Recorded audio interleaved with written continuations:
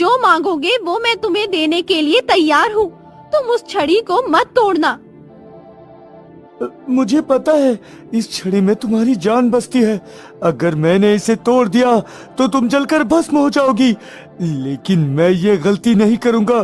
तुम्हारी जान के बदले मुझे सोना, चांदी, हीरे, जेवरात और असरफिया चाहिए। हाँ ठीक है, मैं तुम्हें ये सब देने के लिए तैयार हूँ। आओ मेरे साथ। अब सतीश उस जादूगरनी के पीछे पीछे चला जाता है। जादूगरनी मौका देखते ही सतीश को एक पिंजरे में कैद कर देती है और सतीश के हाथ से वो छड़ी छीन लेती है। पुराने समय की बात है। विशनगढ़ नामक राज्य में एक सतीश नाम का एक चोर रहा करता था। वो पूरे दिन घर में सोता और रात होते ही निकल पकड़ता था चोरी करने के लिए।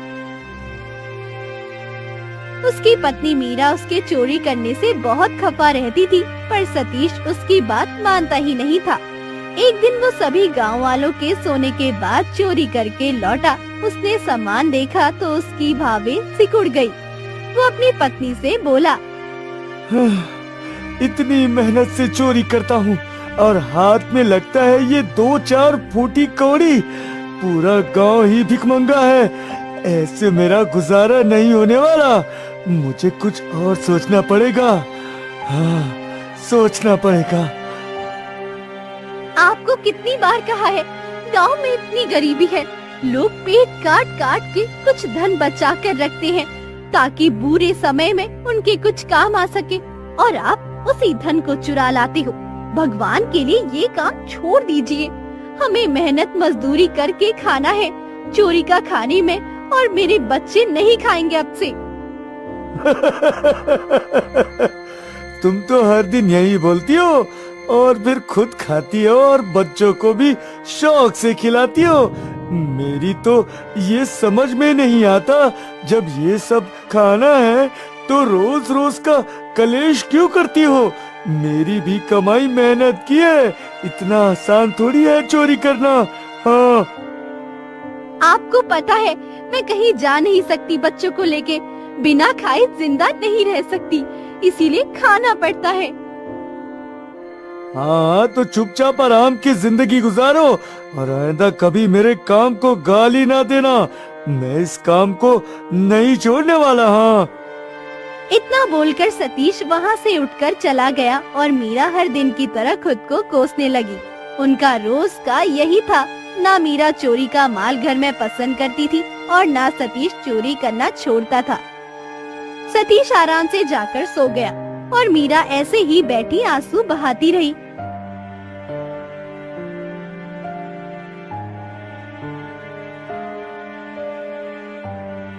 अगले दिन सतीश गांव के पेड़ के नीचे बैठा था। तभी उसने देखा एक बुढ़िया पोटली में कुछ लेके जा रही है। अरे ये बुढ़िया पोटली में क्या लेकर जा रही है? मुझे पता करना होगा। हाँ। अरे काकी, कहाँ इस उम्र में बोझ उठाएगी? ला, तेरे घर तक तुझे छोड़ देता हूँ। तेरा घर भी मेरे घर के पास ही है। ला, मुझे दे। हाँ बेटा, इस उम्र में अब बोझ उठाया नहीं जाता। कल बेटी का विवाह है, बस उसी की तैयारी में लगे हैं। विवाह तो कुछ महीने पहले ही हो जाता। फिर तेरे काका ने कहा एक ही बेटी है, ले दे के विदा करेंगे। बस फसल कट गई, अब कल विवाह है बेटी का। अपनी पत्नी और बच्चों को लेकर आना। अरे हाँ हाँ काकी, क्यों नहीं, मैं जरूर आऊंगा। हाँ।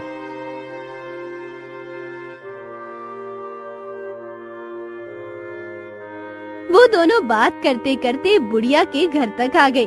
सतीश ने कहा, काकी, ये पोटली को कहाँ रखना है? यहाँ रख दे बेटा, कोने में। एक रात की ही बात है। सतीश वो पोटली वहाँ रखकर अपने घर चला जाता है। कल बुढ़िया की बेटी का विवाह है। जरूर कुछ गहने और धन बुढ़िया के घर में रखा होगा। आज रात बुढ़िया के घर में ही चोरी करूंगा। हाँ।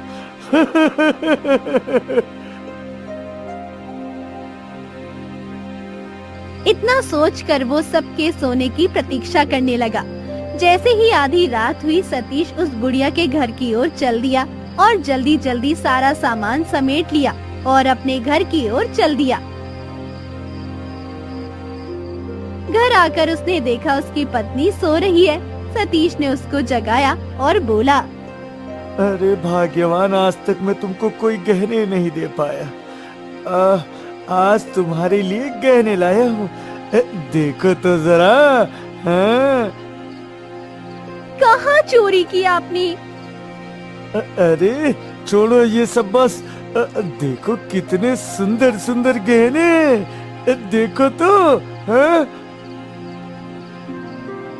मुझे गहने नहीं चाहिए, अपने पास रखो अपनी मेहनत की चोरी की कमाई। मीरा उठकर दरवाजे पे बैठ गई।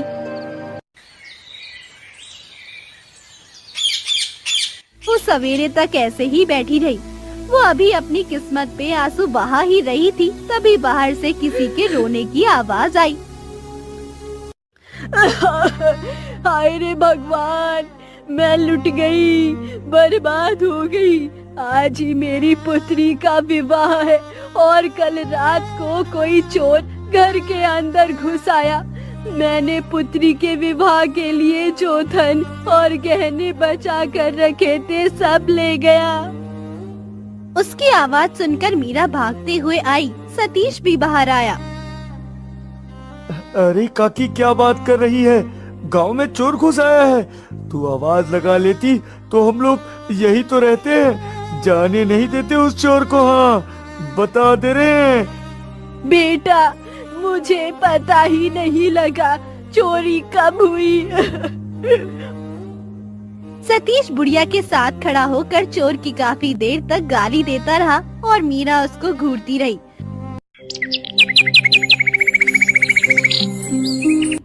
कुछ दिन ऐसे ही निकल गए। सतीश ने वो सारा धन और गहने भी बेच दिए। कुछ ही दिन में वो सब भी खत्म हो गया। एक दिन वो सोचने लगा, हाँ, मुझे ऐसे ही किसी बड़े खजाने की तलाश है जो सालों साल चले। बुढ़िया के घर से चोरी करने के बाद बड़े सुकून के दिन गुजरे हैं, पर अब फिर से वही सब दिन आ गए हैं, फूटे टूटे। मुझे कुछ और सोचना होगा। हाँ। होते ही वो चोरी करने नहीं गया, जंगल की ओर चल दिया। वहाँ एक पेड़ के नीचे एक आदमी बैठा हुआ था। सतीश को देखते ही वो बोला, अरे कब से मैं यहाँ तेरी प्रतीक्षा कर रहा हूँ। दिन में तूने बोला था मिलने के लिए। सब ठीक तो है ना भाई? अपने धंधे का बस ऐसा ही है। कहीं तुमको चोरी करते हुए किसी ने देख तो नहीं लिया है? अरे ऐसा नहीं है मोहन, मैं ये सोच रहा था, हम दोनों रात दिन मेहनत करते हैं और हाथ क्या लगता है, थोड़ा बहुत धन। हम जान पे खेलकर चोरी करते हैं, इसलिए इन गरीबों में गुजारा क्यों करें? हाँ? अरे तो कहना क्या चाहता है भाई? साफ साफ बोल। अरे मैं ये चाहता हूँ हम छोटी मोटी चोरी छोड़ के कहीं बड़ी जगह पर हाथ मारे। हमें महल में चोरी करनी चाहिए, उससे हम एक ही बार में माला माल हो जाएंगे। हाँ, नहीं तो अरे ना ना ना, ये तो सोचना भी मत। गांव में चोरी करना फिर भी आसान है, कोई पहरेदार नहीं होता। पकड़े भी जाए तो भागने का रास्ता भी है। यदि महल में पकड़े गए तो राजा पूरी जिंदगी के लिए कारावास में डाल देंगे। हाँ।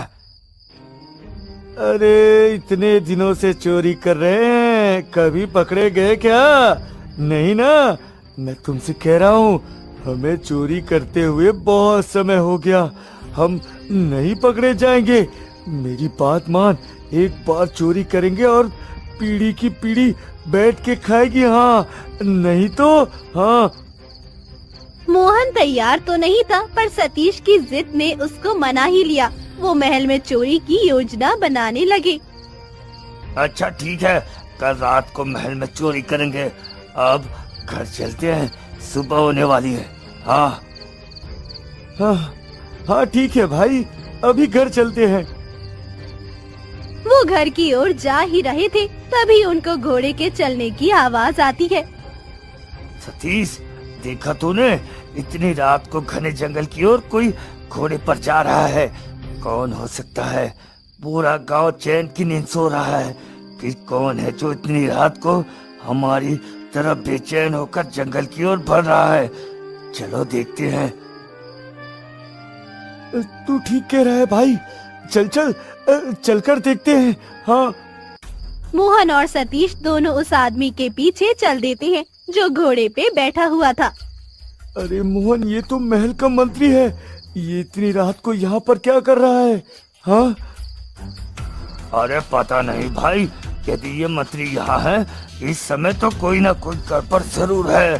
हमें इसके पीछे पीछे चलकर देखना चाहिए। हाँ। दोनों उसके पीछे पीछे चलने लगे। मंत्री ने आसमान की ओर देखा। सुबह होने में कुछ ही समय बाकी था। मंत्री ने एक मंत्र पढ़ा। नमस्ते से नमस्ते से नमस्ते से नमो नमः नमो नमः।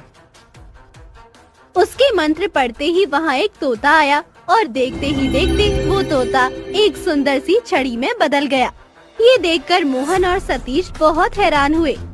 अरे ये तोता छड़ी में कैसे बदल गया? अरे वही तो मैं भी सोच रहा हूँ भाई, ये कैसे छड़ी में बदल गया? मंत्री ने उस छड़ी को हाथ में लिया और एक गुफा के पास आया।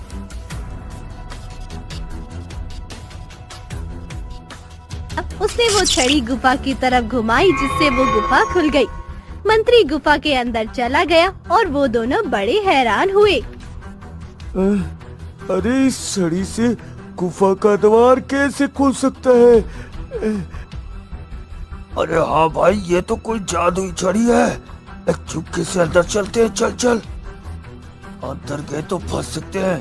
यही बैठकर मंत्री के वापस आने की प्रतीक्षा करते हैं। हाँ, मगर अंदर जाके देखना भी तो है। इस मंत्री ने ऐसा क्या छुपाया यहाँ? यहाँ बैठ के कुछ पता नहीं चलने वाला। हाँ चल चल चल चलते हैं। हाँ भाई मोहन, तू ठीक कह रहा है। चल भाई चल।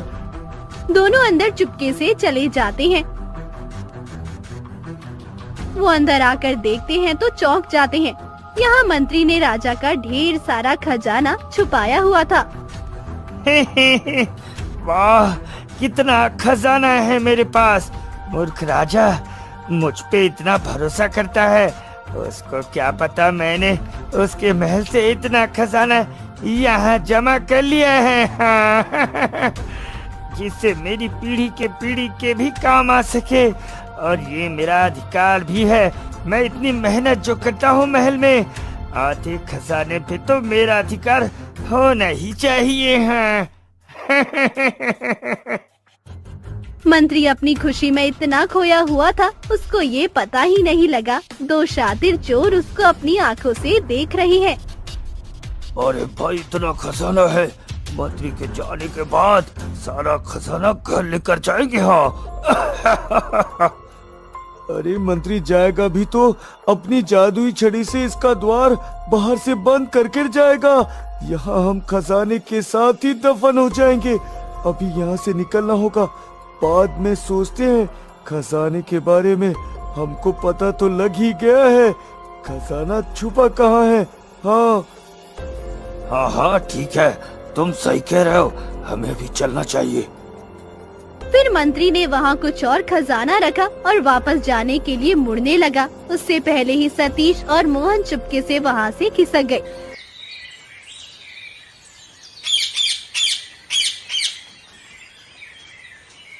अगले दिन मोहन और सतीश गरीब किसान बनकर महल गए। सैनिक महल के द्वार पे खड़े थे। हमें मंत्री जी से मिलना है। हाँ। अरे मंत्री जी तो महाराज के साथ राज्य की भलाई के लिए जरूरी बात कर रहे हैं। आप उनसे नहीं मिल सकते अभी। चलो जाओ। अरे हमें उनसे बस कुछ ही देर का काम है। हम बहुत मुसीबत में हैं। गांव में मुसीबतों के पहाड़ टूट रहे हैं। क्या करे कैसे करे कुछ समझ नहीं आ रहा। इसका हल मंत्री जी ही निकाल सकते हैं। हाँ, एक बार मंत्री जी से मिलवा दीजिए, आपकी बहुत कृपा होगी। हाँ। सैनिक ने देखा वो दोनों बहुत परेशान लग रहे थे। सैनिक ने हाँ में सर हिलाया। अच्छा ठीक है, मैं अभी मंत्री जी को बता कर आता हूँ, रुको यहीं।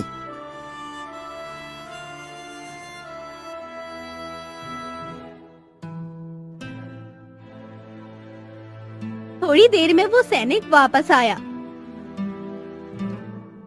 अच्छा, मंत्री जी तुमसे मिलने के लिए तैयार हैं। तुम अंदर जा सकती हो। हाँ। वो दोनों अंदर चले गए।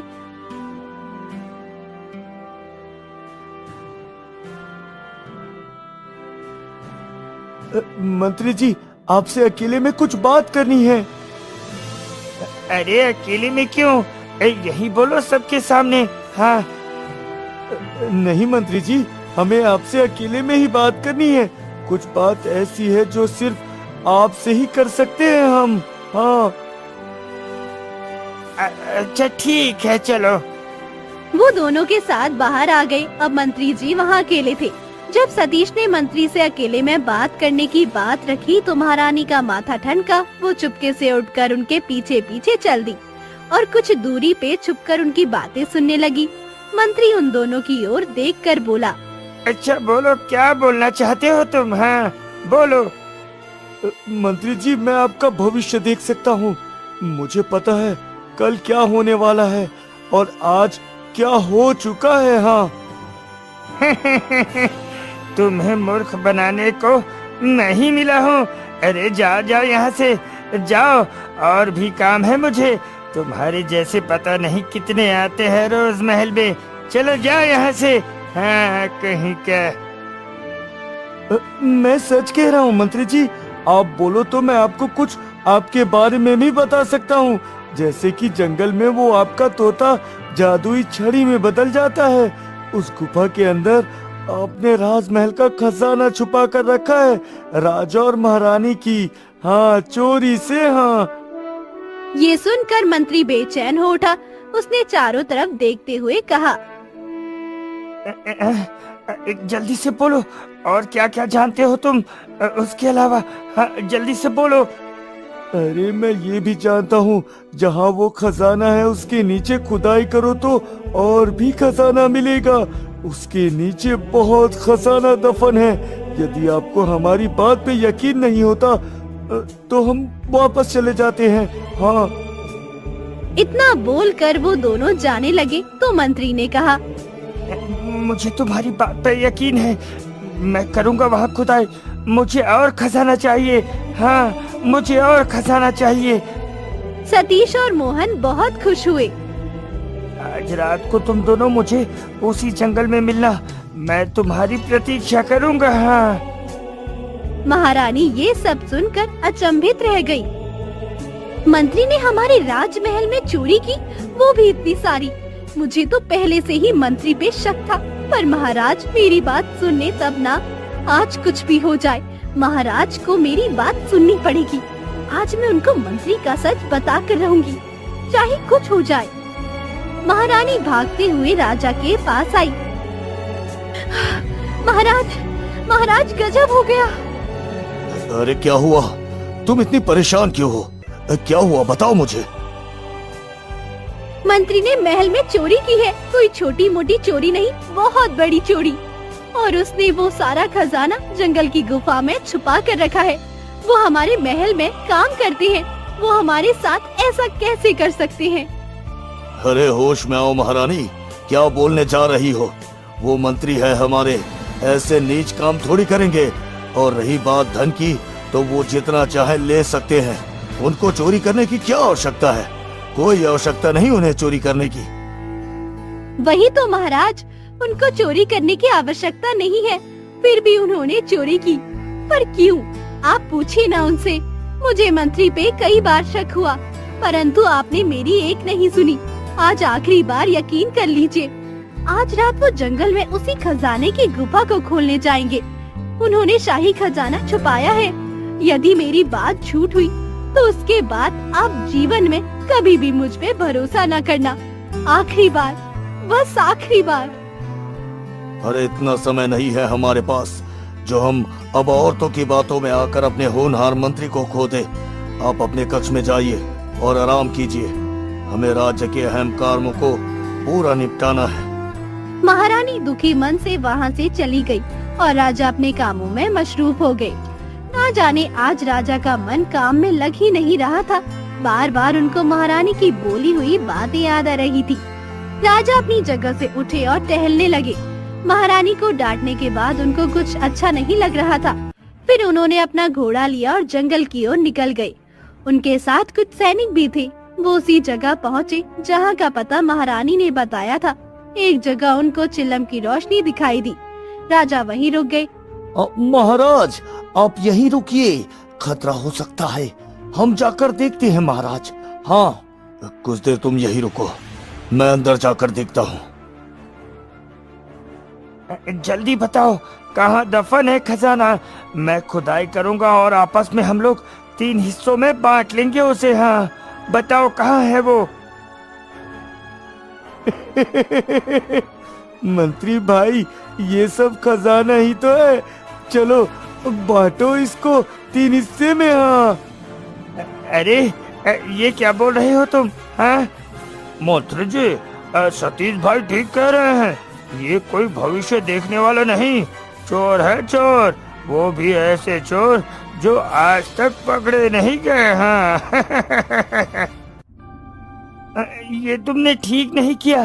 तुम कहीं भी चोरी कर सकते हो, पर मेरे खजाने को नहीं चुरा सकते। मैं तुमको कारावास में डलवा दूंगा, सारी जिंदगी वही सड़ना। हाँ, बता रहे हूँ। अरे कारावास में तो तब डालोगे ना मंत्री जी, जब राजा हुक्म देंगे। उसके पहले नहीं डाल सकते ना। अब इस खजाने के 3 हिस्से करो और बांटो हम में, नहीं तो अभी जाकर राजा को सारा सच बता देंगे। फिर इस खजाने का एक हिस्सा भी नहीं मिलेगा आपको। हाँ। उसकी बात सुनकर मंत्री बुरी तरह डर गया। उसका राज अब 2 शातिर चोरों के सामने आ चुका था। उसने मन में सोचा, भी इस खजाने के 3 हिस्से करने में ही भलाई है, कुछ तो हाथ लगेगा। राजा को इन्होंने सच बता दिया तो कुछ हाथ नहीं लगेगा। और कारावास अलग से मंत्री ने जल्दी से कहा, अरे नहीं नहीं, ऐसा नहीं करना। मैं इस खजाने के 3 हिस्से करने के लिए तैयार हूँ। हाँ, ऐसा बिल्कुल मत कहना। सतीश और मोहन बहुत खुश हो गए। अभी वो तीनों कुछ बोल पाते, तभी उनको राजा की आवाज सुनाई दी। मंत्री, मुझे तुम पे कितना भरोसा था। तुम्हें मेरे भरोसे को तोड़ना नहीं चाहिए था। हाँ। तीनों ने सामने देखा जहाँ राजा खड़े हुए थे। उनका चेहरा मुरझाया हुआ था। सतीश और मोहन ने एक दूसरे को देखा और इशारा किया। राजा ने उन दोनों की ओर देखा तक नहीं और मंत्री की तरफ बढ़े। उनको देखकर लग रहा था जैसे किसी ने उनकी आंखों से पट्टी हटा दी हो और वो ये सब सह नहीं पाए हो। मोहन और सतीश मौका देखकर वहाँ से खिसक लिए। मंत्री, मैं तुम पे कितना भरोसा करता था, तुमने मेरे साथ ऐसा क्यों किया? महारानी मुझे बार बार बोलती रही, परंतु मैंने उसकी एक न सुनी। मैं आपके लिए अपनी महारानी से लड़ता रहा, जलील करता रहा उनको, और फिर भी आपने मेरी ही पीठ पर वार कर दिया। हाँ। मंत्री जी जो न जाने कब से चुप था, अचानक हंसने लगा। महाराज, आपको एक आंख खुली रखनी चाहिए थी ना। किसने कहा था अंधे होके विश्वास करने को? अब सच सामने आ ही गया तो मुझे मजबूरन आपको मानना होगा। अफसोस होगा, परंतु मैं मजबूर हूँ। अपना सच सामने आने के बाद आपको मानना ही पड़ेगा। वो क्या है ना, मैं कारावास में नहीं जा सकता। हाँ। इतना बोलकर मंत्री ने एक झटके से राजा के ऊपर तलवार से वार करना चाहा। उससे पहले ही राजा के सैनिकों ने मंत्री को पकड़ लिया। बहुत डर था ना तुम्हें कारावास में जाने का, अब बाकी की जिंदगी वहीं गुजारना। हाँ। सैनिक राजा के साथ मंत्री को लेके महल आए और मंत्री को कारावास में डाल दिया। महारानी ये सब देखकर हैरान थी। राजा ने महारानी से कहा, महारानी, हम शर्मिंदा हैं। हमने आपकी बात को समझने में बहुत समय लगा दिया। हम शर्मिंदा हैं महारानी। हर चीज का एक समय होता है महाराज, आप ऐसे दुखी ना हो। मुझे खुशी है आपने उस मंत्री को आखिर पकड़ ही लिया। अब हमारा राज्य सुरक्षित है। राजा और रानी खुशी खुशी अपनी जिंदगी बिताने लगे। और मंत्री को भी उसके किए की सजा मिल गई। मंत्री की सजा देख के अब सतीश ने भी चोरी करना छोड़ दिया। वो भी राजा से बाल बाल बचा था। ये डर उसके दिल में बैठ गया। अब वो और उसकी पत्नी मीरा मेहनत से काम करते और खाते थे। महल से ही नहीं, गांव में से भी चोरी करनी बंद हो गई थी। पहाड़ों के ऊपर एक बहुत ही सुंदर गांव बसा हुआ था, जहां पर एक राजा राज किया करते थे। राजा की एक बहुत ही सुंदर राजकुमारी थी, जिसका नाम मारिया था। मारिया जैसा दुनिया में कोई सुंदर नहीं था, जिस वजह से राजा उसे पलकों पर बिठा कर रखते थे। वह उसे बहुत प्यार करते थे। वहीं राजा अपनी प्रजा का भी बहुत ध्यान रखते थे। एक दिन राजा दरबार में बैठे थे, तभी वहाँ पर मारिया आ गई, जिस पर राजा ने कहा, अरे मारिया बेटी, बेटा आपसे कितनी बार कहा है कि इस तरह से दरबार में मत आया कीजिए। पर क्यों पिताजी, आप दरबार में आने के लिए मना क्यों करते हैं? क्योंकि हम नहीं चाहते कि आप किसी की नजर में आए। हम आपको सभी से छुपा कर रखना चाहते हैं बेटा। पर आप ऐसा क्यों चाहते हैं? मुझे अच्छा नहीं लगता कि आप ऐसा सोचते हैं। पर बेटी हम आपसे बस ये चाहते हैं कि आपको कोई देखे ना। आप बहुत ही सुंदर हैं ना। यह सुनकर मारिया काफी खुश हुई। वह उसी गांव में एक किसान रहता था। किसान को विहान नाम का एक लड़का था। वह अपने पिता के साथ मिलकर खेती किया करता था। हाँ पिताजी, खेतों का सारा काम हो गया। और कोई काम हो तो बता दीजिए। से लकड़ियां काटने जाते थे।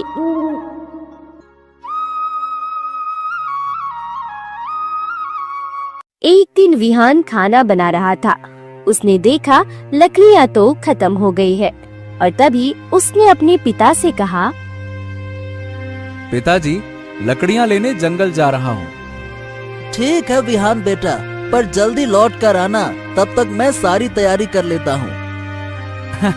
ठीक है पिताजी, मैं जल्द ही लौट कर आऊंगा, और अगर कुछ ताजे फल मिल गए तो उन्हें भी ले आऊंगा। चलिए जाता हूँ मैं। यह कहकर विहान जंगल में चला गया। वहीं दूसरी तरफ राजकुमारी ने अपने पिता से कहा, पिताजी, मुझे जंगल घूमने जाना है। अरे नहीं नहीं नहीं मारिया बेटा, तुम कहीं नहीं जाओगे। हमने मना कर दिया ना, बस। क्यों पिताजी, क्यों? आप मुझे जंगल जाने से मना क्यों कर देते हैं? अरे क्योंकि हम नहीं चाहते कि तुम्हें कुछ भी हो, इसीलिए। पर पिताजी, मैं तो जाना चाहती हूँ। आप मुझे हर बार मना कर देते हैं। वैसे भी मैं ज्यादा अंदर नहीं जाऊंगी। जाने दीजिए ना पिताजी, जाने दीजिए मुझे। मारिया की ज्यादा जिद करने पर राजा ने इन्हें जाने दिया, पर कहा, ओफो, चलो ठीक है, जल्दी लौट आना। आप चिंता मत कीजिए, मैं जल्द ही लौट कर आऊंगी। और इसी तरह मारिया भी जंगल में आ गई। वहीं विहान जंगल आने के बाद लकड़ियां काटने लगा। तभी अचानक उसे किसी के चिल्लाने की आवाज सुनाई दी।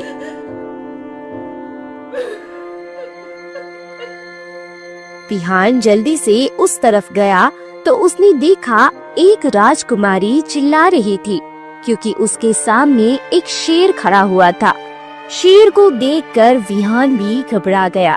उसने राजकुमारी से कहा, आप घबराइए मत। मैं इस शेर को अभी भगाता हूँ, रुकिए। यह कहकर विहान ने एक डंडा उठाया और शेर पर वार किया, जिससे शेर वहाँ से भाग गया। इसके बाद विहान भागकर राजकुमारी के पास आया और बोला, हाँ, आप ठीक तो है ना? हाँ, मैं बिल्कुल ठीक हूँ। वैसे तुम्हें डर नहीं लगता शेर से? अरे मैं तो रोजाना इस जंगल में आता ही रहता हूँ। मुझे किसी से डर नहीं लगता। मुझे सब पता है इस जंगल के बारे में। पहली मुलाकात में राजकुमारी मारिया को विहान काफी पसंद आ गया। वहीं विहान को भी राजकुमारी और इसके बाद उन लोगों की बातचीत शुरू हो गई। वैसे तुम कहाँ रहते हो? मैं पहाड़ों के नीचे जो गांव है ना, वहीं रहता हूँ। अच्छा, वैसे तुम्हारे घर पर कौन कौन है? मेरे घर पे वैसे तो कोई नहीं है, मैं और मेरे पिताजी हैं, बस। यह सुनकर राजकुमारी कुछ नहीं कह सकी। इसके बाद राजकुमारी ने कहा, अच्छा तो मैं चलती हूँ, देर हो रही है, वरना पिताजी मुझे कल आने ही नहीं देंगे। ठीक है, वैसे क्या आप कल भी यहाँ पर आएंगी? हाँ हाँ, अब मैं यहाँ रोज आया करूँगी। क्या तुम भी आओगे? हाँ हाँ, क्यों नहीं, मैं आऊँगा। इसके बाद वह दोनों अपने अपने घर लौट गए। महल आने के बाद राजकुमारी विहान के बारे में ही सोचने लगी, क्योंकि वह उन्हें पहली नजर में ही पसंद आ गया था। जब काफी देर तक विहान लौटकर नहीं आया तो किसान काफी परेशान हो गया। ये अभी तक विहान लौट कर आया क्यों नहीं? आज तो इसे बहुत ही ज्यादा देर हो गई। कहाँ रह गया ये? तभी उसे विहान आता हुआ दिखा और उसने अपनी बेटी से कहा, बेटा, आज तो तुम्हें जंगल में काफी देर हो गई, क्या हो गया? पिताजी, आज आपको पता है, राजकुमारी को शेर ने घेर लिया था। मैंने फिर इसीलिए राजकुमारी को बचाया, भगा दिया शेर को। अरे वाह वाह वाह वाह वाह वाह बहुत अच्छे, बहुत अच्छे, बहुत ही बहादुरी वाला काम किया तुमने। वैसे बेटा, तुम्हें चोट तो नहीं आई? अरे नहीं नहीं पिताजी, देखिए मैं तो बिल्कुल ठीक हूँ। चलो अब हम लोग खाना बना लेते हैं, चलो। इसके बाद वह लोग खाना बनाने में लग गए।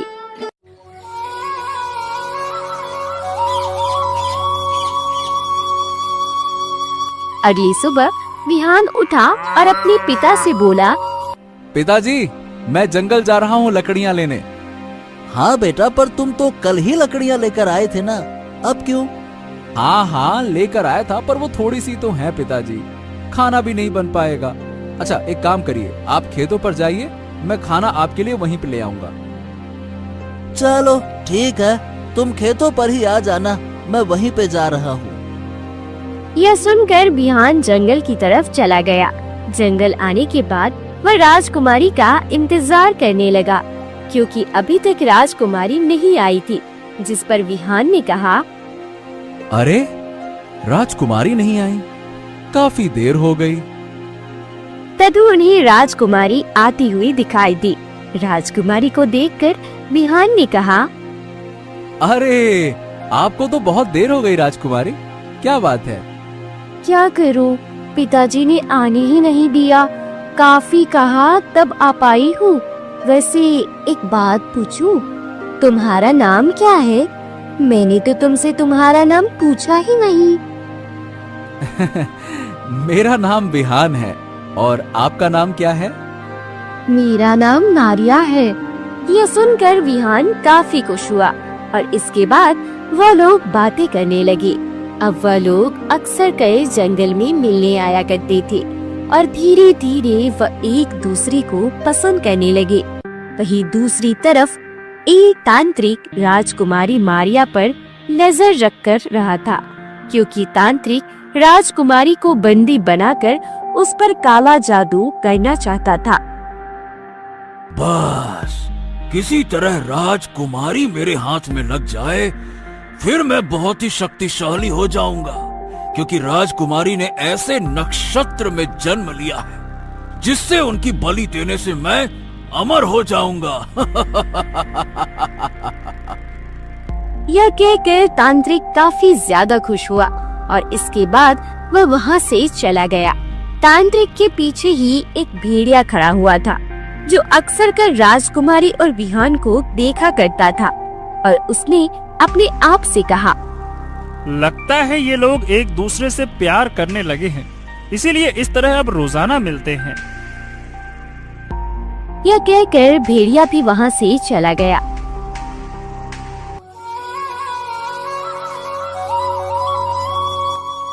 समय के साथ 6 महीने और बीत गए। राजकुमारी और विहान इसी तरह मिलने लगे। एक दिन विहान के पिता की अचानक तबीयत खराब हो गई, जिस वजह से वह काफी ज्यादा परेशान हुआ। क्या हो गया पिताजी? आपकी इस तरह से तबीयत कैसे खराब हो गई? क्या बात है? अरे पता नहीं बेटा, लगता है कि मेरा अब अंतिम समय आ गया है। अरे आप ये क्या कह रहे हैं? आपको कुछ नहीं होगा। मैं अभी वैद्य जी को बुलाकर लाता हूँ, आप निश्चिंत रहिए। ये कहकर विहान वेद को मिलने के लिए चला गया और वह जंगल जाना भूल गया। वहीं दूसरी तरफ राजकुमारी जंगल आई, पर वहाँ उन्हें विहान नहीं मिला, जिस पर उन्होंने कहा, अरे आज विहान नहीं आया। वैसे तो रोजाना पहले आ जाया करता था, शायद आ रहा होगा। काफी देर हो गई पर विहान नहीं आया, जिस पर राजकुमारी ने कहा, आखिर ऐसा क्या हो गया जो विहान मुझसे मिलने नहीं आया? ऐसा करती हूँ, उसके घर जाकर देखती हूँ। हाँ।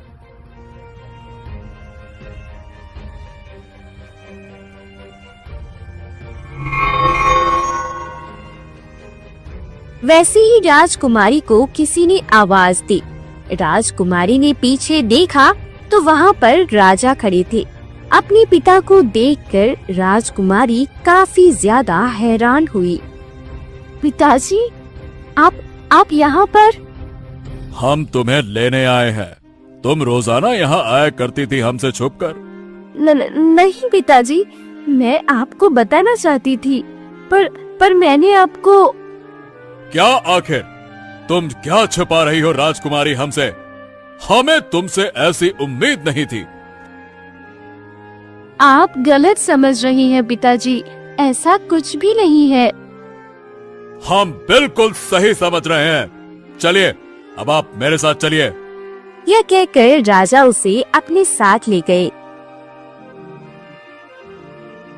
वहीं दूसरी तरफ विहान अपने पिता के पास ही रहा। शाम तक उसके पिता को काफी आराम मिल गया, जिस पर विहान ने कहा, अरे आज तो राजकुमारी से मिलने भी नहीं गया, पर अब तो राजकुमारी भी चली गई होंगी। कोई बात नहीं, कल जब मैं जाऊंगा तो उन्हें सब कुछ बता दूंगा, वो समझ जाएंगी।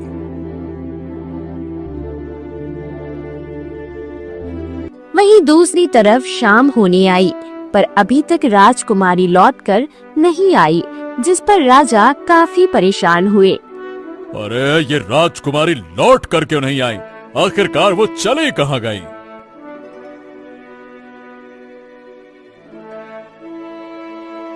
क्या हुआ महाराज? आप इतने परेशान क्यों है?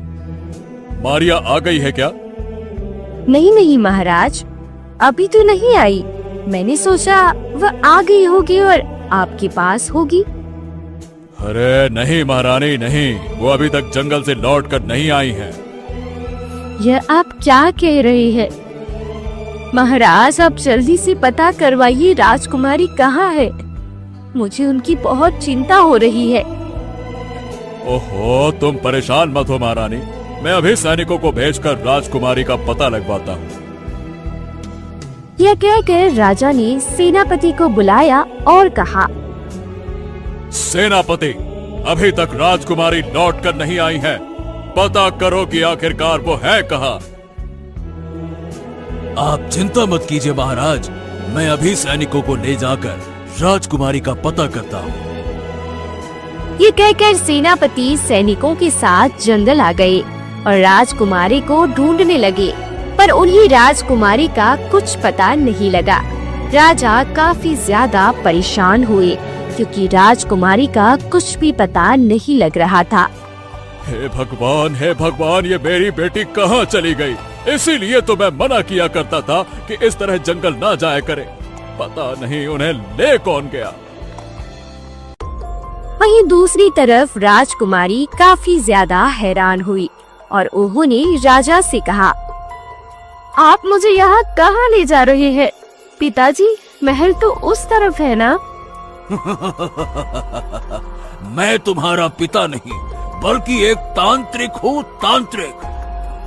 यह कहकर राजा तांत्रिक में बदल गया, जिसे देखकर राजकुमारी काफी हैरान हुई और बोली, इसका मतलब तुमने मुझे धोखा दिया है, तुम मेरे पिताजी नहीं हो।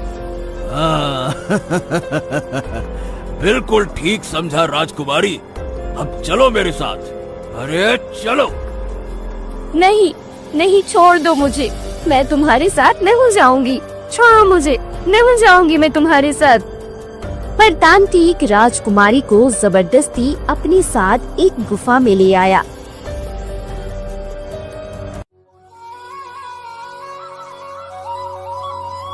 वहीं अगली सुबह विहान जंगल आया, पर राजकुमारी नहीं आई, जिससे वो काफी हैरान हुआ। तभी उसे वहाँ पर सेनापति दिखाई दिए। सेनापति को देखकर विहान थोड़ा घबरा गया, क्योंकि सेनापति काफी परेशान लग रहे थे। अरे, ये सेनापति इतने परेशान क्यों हैं? हाँ, मुझे इनसे पूछना चाहिए। यही कहकर वह सेनापति के पास गया और बोला, क्या हुआ सेनापति, आप इतने परेशान क्यों लग रहे हैं? अरे युवक, हमारी राजकुमारी खो गई है, इसी वजह से। क्या राजकुमारी खो गई? कब से? कल से राजकुमारी का कुछ पता नहीं है। कल वो जंगल आई थी, तभी से लापता हो गई है। यह सुनकर विहान भी काफी ज्यादा परेशान हुआ और उसने कहा, अरे, पर ऐसे कैसे हो सकता है? राजकुमारी कहाँ चली गई? यही तो हमें पता करना है कि आखिरकार वो गई कहाँ। पता होता तो हम तुमसे क्यों पूछते। अब विहान को कुछ समझ नहीं आ रहा था कि राजकुमारी कहाँ गई, और उसने अपने आप से कहा, हे भगवान, ये कैसा अनर्थ हो गया। अगर कल मैं आया होता तो शायद राजकुमारी गायब न होती। अब पता नहीं राजकुमारी कहाँ है। विहान काफी ज्यादा परेशान हुआ और वह भी राजकुमारी को ढूंढने लगा, पर उसे राजकुमारी कहीं नहीं मिली। तभी अचानक विहान को किसी ने आवाज दी। विहान जब पीछे मुड़कर देखा तो वहाँ पर एक भेड़िया था। भेड़िए को देखकर विहान काफी हैरान हुआ। क्या तुमने मुझे पुकारा? हाँ विहान, मैंने तुम्हें आवाज दी। भेड़िए को बोलता देखकर विहान बोला, हैं?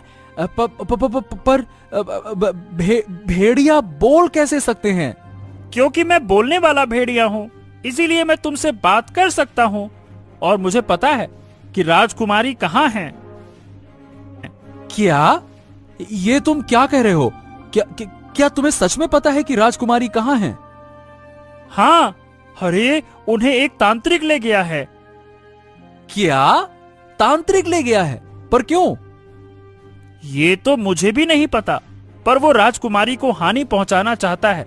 तुम उन तक जल्दी पहुंचो, राजकुमारी को बचाना होगा। ओहो, पर मुझे ये कैसे पता लगेगा कि तांत्रिक राजकुमारी को कहाँ ले गया है? मैं तुम्हें लेकर चलता हूँ, क्योंकि मैं अक्सर तांत्रिक का पीछा किया करता था। यह सुनकर विहान काफी ज्यादा खुश हुआ और उसने भेड़िए से कहा, ठीक है, मैं तुम्हारे साथ चलता हूँ, चलो। यह कहकर विहान भेड़िए के साथ चला गया। वहीं दूसरी तरफ सेनापति महल लौट आए। राजा ने जब देखा उनकी बेटी साथ नहीं आई तो वह काफी ज्यादा परेशान हो गए। अरे मेरी बेटी नहीं आई सेनापति, कहाँ है वो, कहाँ है? महाराज, अभी तक कुछ पता नहीं चला राजकुमारी का। अरे तुम लोग कर क्या रहे हो? मेरी बेटी का पता नहीं लगा पा रहे हो, हैं? हमें माफ कर दीजिए महाराज, हम लोग कोशिश तो पूरी कर रहे हैं राजकुमारी को ढूंढने की, पर पता नहीं वो कहाँ चली गई हैं। अरे हमें कुछ नहीं पता, हमें हमारी बेटी चाहिए, मतलब चाहिए। लेकर आओ उसे, समझ गए? यह सुनकर सेनापति और सैनिक वहाँ से चले गए। वही रानी काफी ज्यादा दुखी हुई और बोली, महाराज, हमारी बेटी कहाँ है? कहाँ है हमारी बेटी? आप परेशान मत होइए, हम अपनी बेटी को स्वयं ढूंढने जाएंगे। हमारी बेटी को कुछ नहीं होगा, निश्चिंत रहिए। यह कहकर राजा भी अपनी बेटी को ढूंढने के लिए चले गए। वहीं दूसरी तरफ वहां भेड़िया पीछे से उसकी गुफा में पहुंचा। पास आने के बाद बिहान ने कहा, ओ, ये तो गुफा है। हाँ, इसी के अंदर वो तांत्रिक रहता है। सुनो, सावधान रहना, वो बहुत ही शक्तिशाली है। तो फिर भला मैं उसे हरा कैसे पाऊंगा? ये तो मुझे नहीं पता, पर तुम्हें ही अब राजकुमारी को बचाना पड़ेगा, वरना कुछ भी अनर्थ कर सकता है वो। मैंने उसे कहते हुए सुना है कि वो राजकुमारी की बलि देना चाहता है। हाँ। ये सुनकर विहान काफी ज्यादा परेशान हो गया। उसे कुछ समझ नहीं आ रहा था। उसने भेड़िए से कहा, हाँ, ठीक है, मैं इस गुफा के अंदर जा रहा हूँ। तब तक तुम राजा के पास ये बात पहुँचा दो, समझे? जाओ। यह सुनकर भेड़िया वहाँ से चला गया और विहान गुफा के अंदर आ गया, जहाँ पर राजकुमारी एक कोने में बैठी रो रही थी। तांत्रिक पूजा पाठ कर रहा था। राजकुमारी की नजर जब विहान पर पड़ी तो वह एकदम चौंक गई। विहान यहाँ पर? इस पर विहान ने राजकुमारी को शांत रहने का इशारा किया, जिस पर राजकुमारी शांत हो गई और विहान धीरे धीरे करके तांत्रिक के पीछे चला गया और उसने एकदम पीछे से तांत्रिक पर हमला किया, जिससे तांत्रिक घबरा गया। कौन है? कौन है? किसने मुझ पर हमला किया? कौन है? और ये कहकर तांत्रिक ने विहान के सामने फेंका, जिससे विहान दूर जाकर गिर गया। और तांत्रिक ने कहा, अच्छा, तो तू है? तू यहाँ पर राजकुमारी को बचाने आया है? हाँ, तूने बिल्कुल ठीक समझा तांत्रिक। मैं यहाँ पर राजकुमारी को बचाने आया हूँ और उन्हें बचा कर ही जाऊंगा। नहीं, तू राजकुमारी को नहीं ले जा सकता, क्योंकि वो मेरा शिकार है, मेरा। ये तू क्या बकवास कर रहा है तांत्रिक? मैं राजकुमारी को यहाँ से ले जाकर ही रहूंगा और तू मुझे नहीं रोक पाएगा। यह कहकर विहान जल्दी से राजकुमारी के पास गया और बोला, हाँ, आप ठीक तो है ना राजकुमारी? हाँ, मैं ठीक हूँ, पर तुम बचकर रहना। तभी तांत्रिक ने विहान पर वार किया और वह दूर गिरा, जिस पर तांत्रिक ने कहा, मैंने कहा ना, तू राजकुमारी को नहीं ले जा सकता। यह सुनकर विहान भी काफी परेशान हो गया, क्योंकि तांत्रिक काफी ज्यादा शक्तिशाली था। वहीं दूसरी तरफ भेड़िया जंगल आ गया, जहाँ पर उसने देखा राजा और सेनापति सभी राजकुमारी को ढूंढने में लगे हुए थे। तभी उनकी नजर भेड़िए पर गई। सभी लोग सतर्क हो जाओ, ये एक खूंखार भेड़िया है। भेड़िया उनको देखकर वहाँ पर गया और राजा से कहा, मैं आपको नुकसान पहुँचाने नहीं, बल्कि आपकी बेटी के बारे में बताने आया हूँ। यह सुनकर राजा काफी ज्यादा हैरान हो गया और बोला, हैं? अरे ये तुम क्या कह रहे हो? आपकी बेटी की जान इस समय खतरे में है। चलिए, मैं आपको लेकर चलता हूँ, चलिए। यह सुनकर राजा और सेनापति भेड़िए के पीछे पीछे चले गए। वहीं दूसरी तरफ विहान उस तांत्रिक से लड़ रहा था, पर तांत्रिक बहुत शक्तिशाली था। इस पर राजकुमारी ने विहान से कहा, तुम तांत्रिक का कुछ नहीं कर पाओगे, यह बहुत ही शक्तिशाली है। तुम चिंता मत करो, मैं यहाँ से तुम्हें सुरक्षित निकाल लूंगा। नहीं निकल पाओगे, मैंने भी बहुत कोशिश की थी, पर नहीं निकल पाई।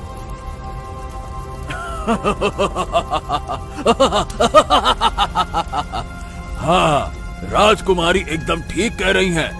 तुम लोग यहाँ से कहीं नहीं जा पाओगे। पर ये बताओ कि तुम ये सब कर क्यों रहे हो?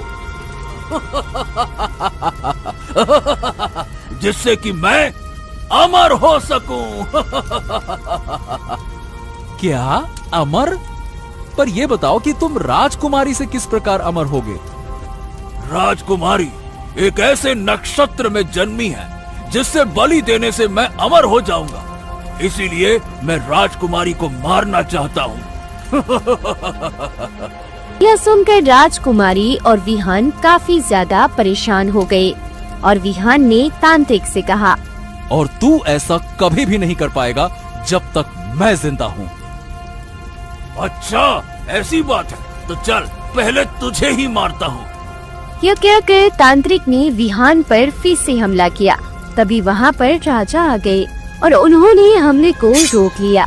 राजा को देखकर तांत्रिक काफी ज्यादा हैरान हो गया। अरे तुम लोग यहाँ पर? अच्छा, तो तू ही है जिसने मेरी बेटी को बंदी बना रखा है। वही अपने पिता को देखकर मारिया काफी ज्यादा खुश हो गई और बोली, पिताजी आप आ गए। आप ठीक तो है ना राजकुमारी? हाँ पिताजी, मैं एकदम ठीक हूँ, पर आप इस तांत्रिक को मार डालिए, यह मुझे मारना चाहता था। तेरी इतनी हिम्मत कि तू मेरी बेटी को मारना चाहता है? मैं तुझे बिल्कुल नहीं छोड़ूंगा। यह कह के राजा ने तांत्रिक को मारना चाहा, पर तांत्रिक ने अपनी शक्तियों से उन सभी को दूर कर दिया और कहा, अरे तुम लोग मेरा कुछ नहीं बिगाड़ पाओगे, मैं आज राजकुमारी की बलि देकर ही रहूंगा। यह कहकर तांत्रिक ने राजकुमारी को पकड़ लिया, जिसे देखकर राजा और सेनापति काफी ज्यादा घबरा गए और राजा ने कहा, राजकुमारी को छोड़ दो, वरना मुझसे बुरा कोई नहीं होगा। अब मैं राजकुमारी को बिल्कुल नहीं छोड़ूंगा। हाँ। तभी विहान ने मौका पाकर पीछे से तांत्रिक को तलवार मार दी, जिसे तांत्रिक काफी ज्यादा हैरान हुआ और राजकुमारी ने एकदम तांत्रिक को धक्का दिया और वह वहां से भाग गई। यह सब देखकर राजा काफी हैरान हुए।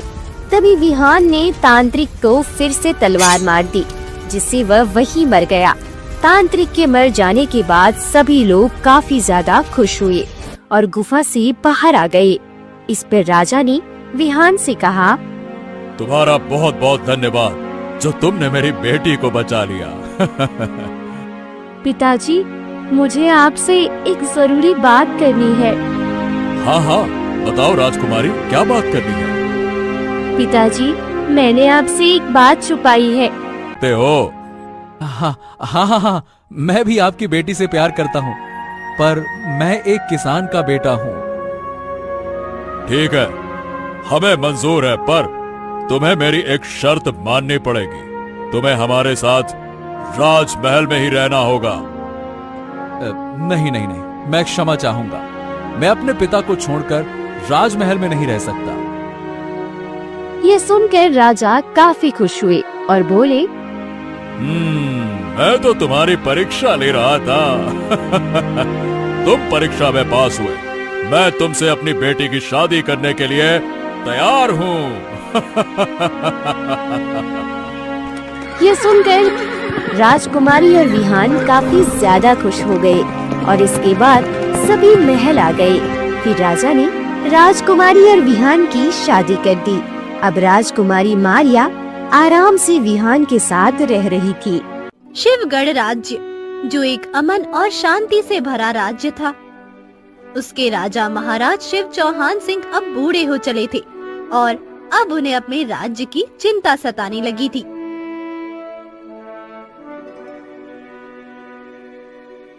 महाराज, आपको क्या हुआ है? आप सदा एक अजीब सी चिंता में खोए से दिखते हैं। सब ठीक तो है ना? हाँ, अरे चिंता तो होगी ना महारानी। अरे हमारा राज्य एक चैन की जिंदगी जीता है। अरे हमारा राज्य एक चैन की जिंदगी जीता है क्योंकि मेरी प्रजा मुझसे प्रेम करती है और अब हम बूढ़े हो चले हैं। इस राज्य की जिम्मेदारी संभाल पाना अरे हमारे लिए असंभव होता जा रहा है। तो इसमें चिंता करने वाली क्या बात है महाराज? हमारा बेटा राजकुमार गर्व भी अब बड़ा हो गया है। हम उसे राजा बना सकते हैं। आखिरकार वही तो हमारा वारिस है। हाँ, आप बोल तो सही रही हैं रानी साहिबा। हमारा बेटा योग्य तो है, पर वो दिल से बहुत भोला है। वो राज्य संभाल सकता है, पर वो लोगों की चालाकी नहीं समझ पाएगा। परंतु समय के साथ वो सब कुछ सीख जाएगा। हाँ, तो हम आने वाले जन्मदिन पर पूरे 1 महीने के बाद राजकुमार गर्व को इस राज्य का राजा घोषित कर देंगे। ये सुन रानी प्रसन्न हो उठती है और राजा भी सुकून से भर जाता है। पर राजा का मंत्री विश्वनाथ, जो राजा और रानी की बातें सुन रहा था, वो गुस्से से भर जाता है। मैंने इतने साल तक महाराज की सेवा की, अरे अपना पूरा जीवन इन लोगों को दे दिया, और ये राजकुमार को इस राज्य का राजा बना रहे। मंत्री गुस्से से वहाँ से आ जाता है। नहीं नहीं नहीं नहीं, मैं अपने इतने सालों की मेहनत को ऐसे नहीं जाने दे सकता। मुझे महाराज की गद्दी चाहिए, चाहिए मतलब चाहिए चाहिए चाहिए। हाँ? मैं राजकुमार को राजा बनने ही नहीं दूं। अरे राजा तो इस राज्य का मैं ही बनूंगा। मैं कहलाऊंगा यहाँ का सबसे शानदार सम्राट। अब उसके लिए मुझे चाहे जो करना पड़े मैं करूंगा। पर सवाल यह है कि मैं क्या करूं? उसके लिए कोई तरकीब तो लगानी पड़ेगी ना। हाँ।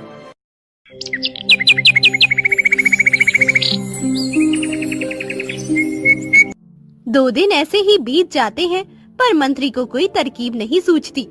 तभी उसे कुछ याद आता है और वो गांव में एक गरीब आदमी के घर पहुंचता है। वहाँ उसे एक खूबसूरत लड़की नजर आती है। आप कौन हैं और यहाँ क्यों आए हैं? मैं इस राज्य का मंत्री हूँ और मुझे तुम्हारी मदद चाहिए। लेकिन मैं एक मामूली सी लड़की हूँ, एक मंत्री की कैसे मदद कर सकती हूँ? मैंने सुना है कि तुम इस पूरे राज्य और आसपास के गांव की सबसे सुंदर लड़की हो। और मैंने ये भी सुना है कि तुम्हारे घर पर पैसों की तंगी है। देखो, तुम मेरी मदद करो और बदले में मैं तुम्हें अभी के अभी सोने की 10 मुद्राएं दे दूंगा। बोलो, सौदा मंजूर? ये सुनकर वो लड़की मेघा बहुत खुश हो जाती है। सोने की 10 मुद्राएं दीजिए और बताएं मुझे करना क्या होगा। ये हुई ना बात। ठीक है, सुनो, तुम्हें राजकुमार गर्व को अपनी सुंदरता से मोहित करना होगा, उनको अपने प्रेम जाल में फंसाना होगा। उसके बाद क्या करना है ये मैं तुमको बाद में बताऊंगा, ठीक है ना? लेकिन इतने बड़े काम के लिए सिर्फ 10 मुद्राएं? राजकुमार को अपने प्रेम जाल में फांसना आसान काम तो नहीं है। हाँ हाँ, मैं जानता हूँ, लेकिन हाँ, ये सिर्फ अभी के लिए है। एक बार मेरा काम हो जाए, उसके बाद तो मैं इस राज्य का राजा बन जाऊंगा ना। अरे तुमको और तुम्हारे परिवार को महल में रहने की जगह भी दूंगा। हाँ, और धन की कोई कमी नहीं होगी तुम्हारे पास। अरे निश्चिंत रहो तुम, हमें राजा तो बनने दो, तुम्हारी भी अच्छी खातिरदारी होगी, समझ गई? जाओ जाओ, मन लगाकर मोहित करो उसे, जाओ। ठीक है, मुझे मंजूर है।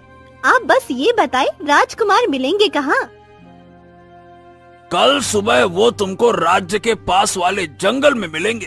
बस तुम वहाँ तैयार रहना, ठीक है ना? चलो हम जाते हैं। मंत्री वहाँ से चला जाता है और मेघा राजकुमार को फंसाने की तरकीब सोचने लगती है।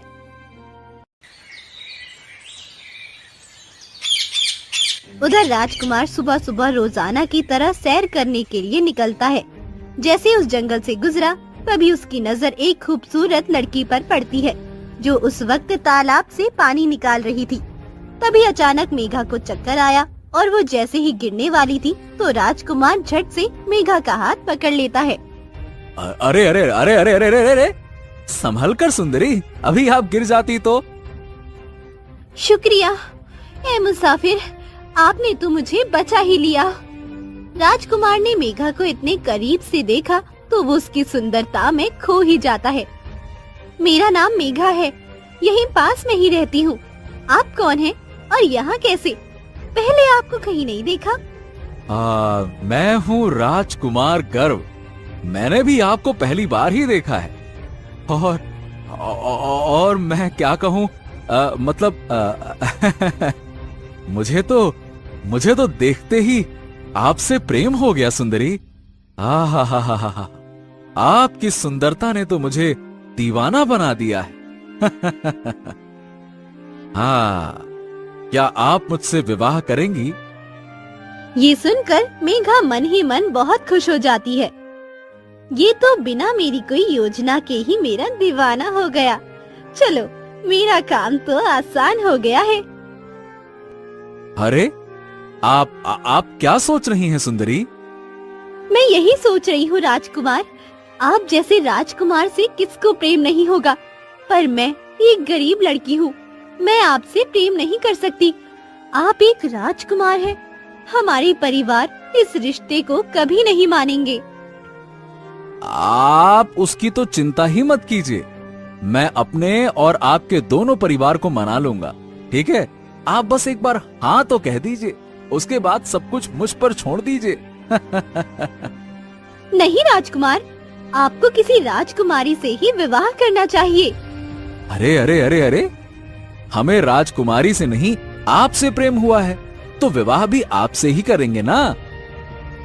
ठीक है राजकुमार, हमें कल तक सोचने का समय दीजिए, हम कल आपको यही अपना फैसला बता देंगे। राजकुमार खुशी खुशी महल वापस लौट जाता है। उधर मेघा मंत्री से गुप्त जगह पर मिलती है। कहो कहो, क्या खबर लाई हो? राजकुमार फंसे कि नहीं फंसे तुम्हारे प्रेम जाल में, बोलो। ये तो बहुत ही आसान था मंत्री जी। राजकुमार पहली नजर में ही बिना मेरी कोई तरकीब लगाए मुझ पर लट्टू हो गए हैं। मेघा मंत्री को राजकुमार के बारे में सब सच बता देती है, जिसे सुनकर मंत्री बहुत खुश हो जाता है। हा हा हा हा हा हा हा हा, बहुत खूब, बहुत खूब। तुमने अपना काम बखूबी किया। अब मुझे राजा बनने से कोई नहीं रोक सकता। सुनो, अब मेरी बात ध्यान से सुनो। जब कल तुम मुझसे मिलो तो तुमको जंगल के पास वाली गुफा में राजकुमार को लेकर आना है, ठीक है ना? गुफा में क्यों मंत्री जी? वहाँ क्या करेंगे हम राजकुमार के साथ? अरे, हम वहाँ राजकुमार को जान से मार देंगे। अब कैसे मारेंगे वो मैं तुमको समझाता हूँ, सुनो। मंत्री अपनी पूरी योजना मेघा को बता देता है। ठीक है मंत्री जी, मैं राजकुमार को उस गुफा तक ले आऊंगी, हमारी योजना सफल होगी। उधर मेघा के इंतजार में वो दिन बिताना राजकुमार के लिए बहुत मुश्किल था।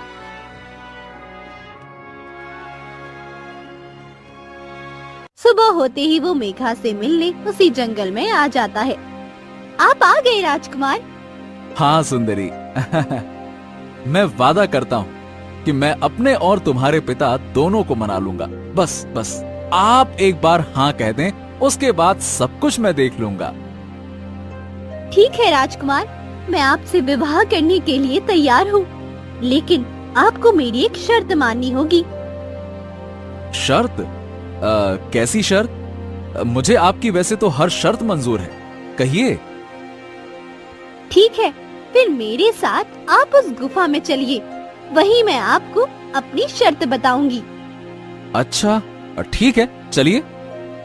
उधर मंत्री एक शिकारी के साथ उसी गुफा में छिपा हुआ था। मेघा राजकुमार को उस गुफा की तरफ ले जाने लगती है। सुनो, तुमको पता है ना तुमको क्या करना है? हाँ, मुझे सब पता है। मैं इस टोकरी में एक जहरीला सांप लेकर आया हूँ। अरे, राजकुमार के आते ही सांप राजकुमार के ऊपर छोड़ दूंगा, जिससे कि वो राजकुमार को डस लेगा और राजकुमार की मौत हो जाएगी। आप निश्चिंत रहिए, सब पता है। बहुत तेज खोपड़ी है अपनी। हाँ, तेज खोपड़ी। चलो, बहुत बढ़िया, सब पता है। अब देखते हैं तुम क्या खेल करते हो। चलो। मेघा राजकुमार को लेकर उस गुफा में आ जाती है। और उसे बातों में उलझा लेती है। जल्दी से ये सांप छोड़ दो, छोड़ दो। शिकारी टोकरी खोलकर सांप छोड़ देता है।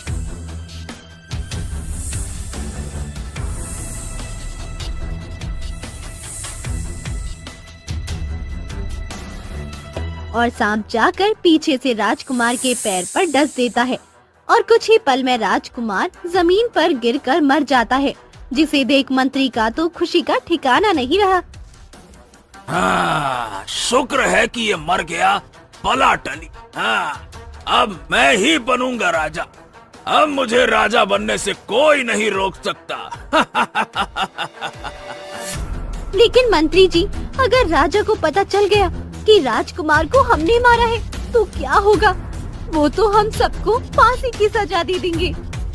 अरे किसी को पता नहीं लगेगा, तुम चिंता मत करो, मैं सब कुछ संभाल लूंगा।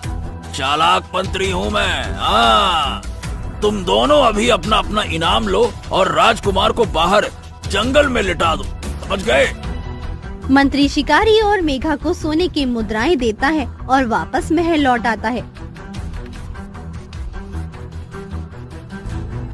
मंत्री जी, क्या हुआ? आप बहुत चिंतित नजर आ रहे हैं। तुम्हारी चिंता का कारण क्या है, बताइए। अरे क्या बताएं? हमारी चिंता का कारण तो आप है महाराज, आप है। अरे क्या होगा आपका और क्या होगा हमारे इस राज्य का? अरे अरे अरे, हमें तो कुछ समझ नहीं आ रहा मंत्री जी। आप कहना क्या चाहते हैं? साफ साफ कहिए। अरे हम क्या कहें महाराज, बहुत दुखद समाचार है। अरे राजकुमार गर्भ की सुबह मौत हो गई है। हाँ, अरे सुबह वो जंगल में सैर करने निकले थे, वहाँ उनको एक जहरीले सांप ने डस लिया, जिससे उनकी मौत हो गई महाराज। ये सुनकर राजा टूट ही जाता है। ये क्या हो गया भगवान, हमारा बेटा। अरे अरे अरे, रानी को पता चलेगा तो हम उनको कैसे संभालेंगे? हमें तो सांस नहीं आ रही है। हे भगवान, हे भगवान। मंत्री मौके का फायदा उठाकर राजा से कहता है, अरे अरे अरे, संभालिए महाराज, संभालिए। इस वक्त राज्य का सोचिए, कौन संभालेगा राज्य? प्रजा का क्या होगा?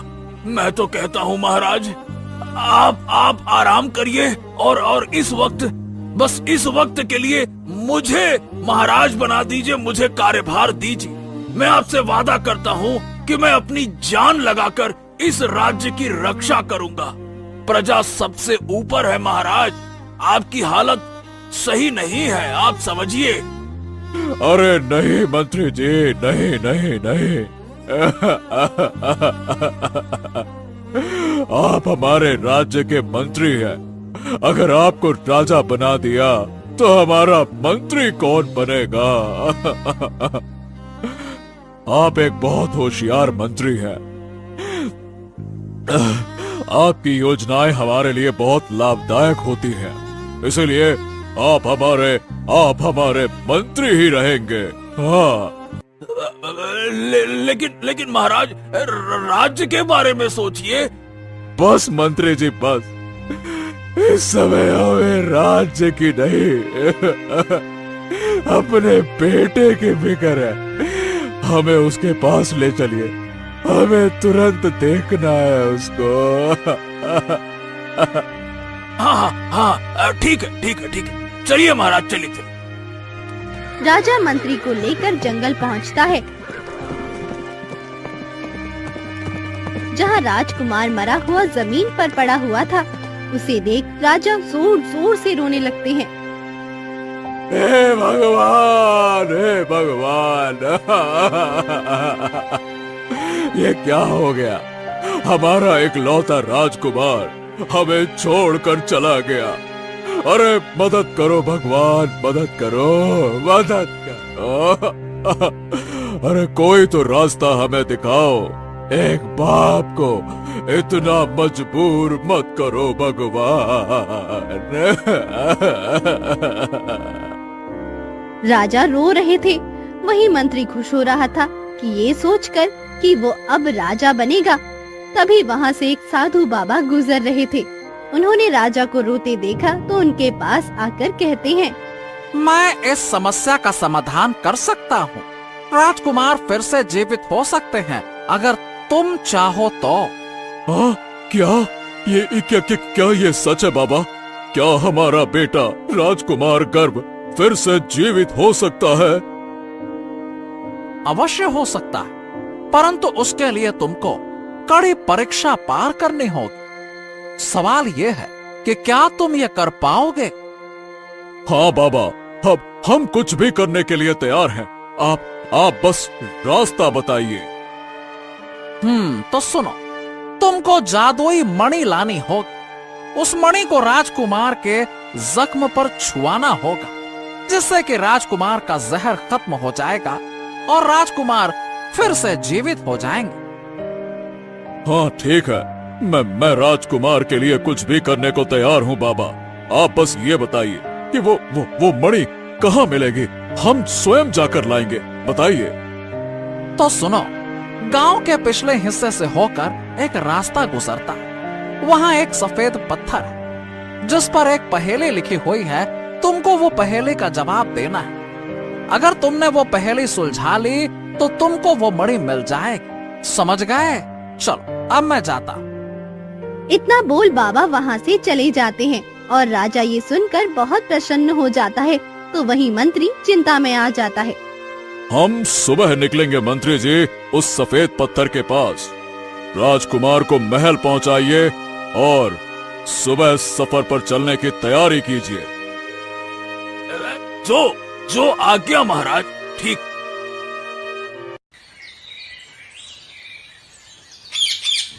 सुबह होते ही मंत्री उठ जाता है और बैठता है और खुद से कहता है, अगर राजा ने राजकुमार को जीवित कर लिया तो मैं तो राजा कभी बन ही नहीं पाऊंगा।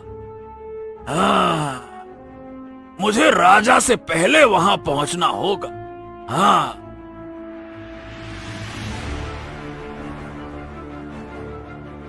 राजा के उठने से पहले मंत्री उस सफेद पत्थर के पास पहुंच जाता है। मंत्री वो पहेली पढ़ने लगता है जिस पर लिखा था, नारी से तू नर भई और श्याम बरन भई सोए, गली गली कूकत फिरे कोयलो कोयलो लोए। है, फिर से पढ़ता हूँ। नारी से तू नर भई और श्याम बरन भई सोए, गली गली कूकत फिरे कोयलो कोयलो लोए। ये क्या है? इस पहेली का क्या मतलब है? ससुरा, मुझे तो कुछ समझ ही नहीं आ रहा है। कैसी विचित्र पहेली है। अरे भगवान, ये कहाँ फंसा दिया लाकर बीच रास्ते में। अब कैसे सुलझाऊं मैं इसको? मुझे तो कुछ समझ नहीं आ रहा। अरे श्याम भाई, नरन भाई, क्या भाई? अरे गली गली कौन फिर रहा है? बकवास पहेली। बहुत दिमाग लगाने पर भी मंत्री वो पहेली सुलझा नहीं पाया। अगर इतना होशियार होकर मैं इस पहेली को नहीं सुलझा पा रहा तो वो ससुरा बुढ़ा महाराज कहाँ से सुलझा पाएगा? मंत्री वापस महल आ जाता है और राजा के साथ साथ दोबारा उस सफेद पत्थर के पास पहुंच जाता है। राजा पहेली पढ़कर सुलझाने की कोशिश करता है। हाँ, हे भगवान, ये पहेली तो बहुत मुश्किल है। मैं तो इसे सुलझा ही नहीं पा रहा। अब मैं अपने राजकुमार को कैसे जीवित करूंगा? हे भगवान। अरे चलिए महाराज, वापस चलते हैं। इस पहेली को सुलझाना हमारे बस की बात नहीं है। अब नया राजा भी बनना है। चलिए महाराज, बाबा ने फालतू में आपको यहाँ बुलाया। अरे जीवन मरण को कौन भला उलट सकता है? कोई भगवान थोड़ी ना है वो बाबा। चलिए। हाँ मंत्री जी, आप सही कहते हैं। लगता है हमने वाकई में अपने बेटे को हमेशा हमेशा के लिए खो दिया है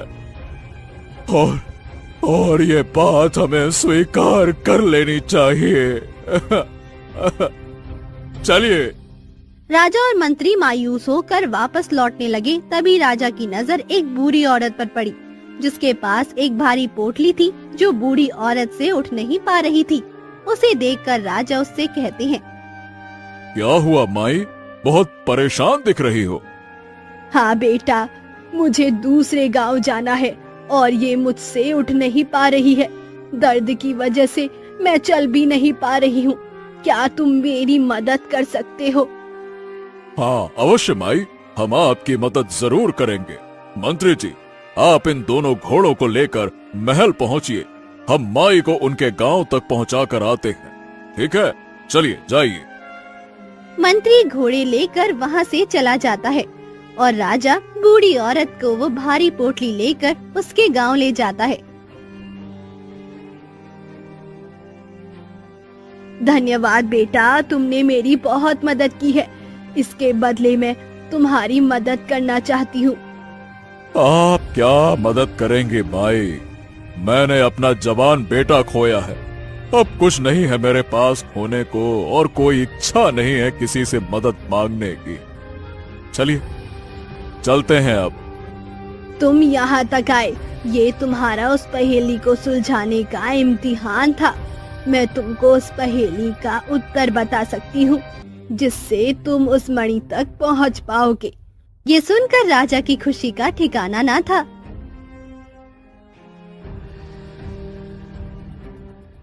हाँ हाँ, धन्यवाद माई, आपका बहुत बहुत धन्यवाद।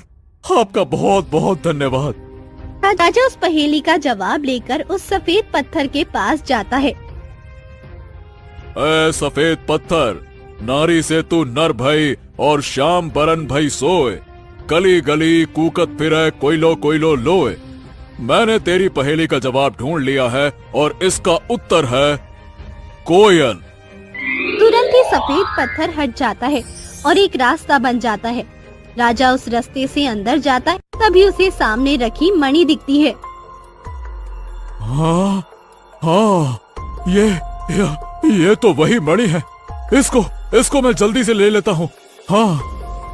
राजा ने जैसे ही मणि को छूने की कोशिश की, तभी उसे कोई तेज आवाज आती है। हे राजन, अगर तुमने ये मणि ले ली तो तुमको मेरे सवालों के उत्तर देने होंगे।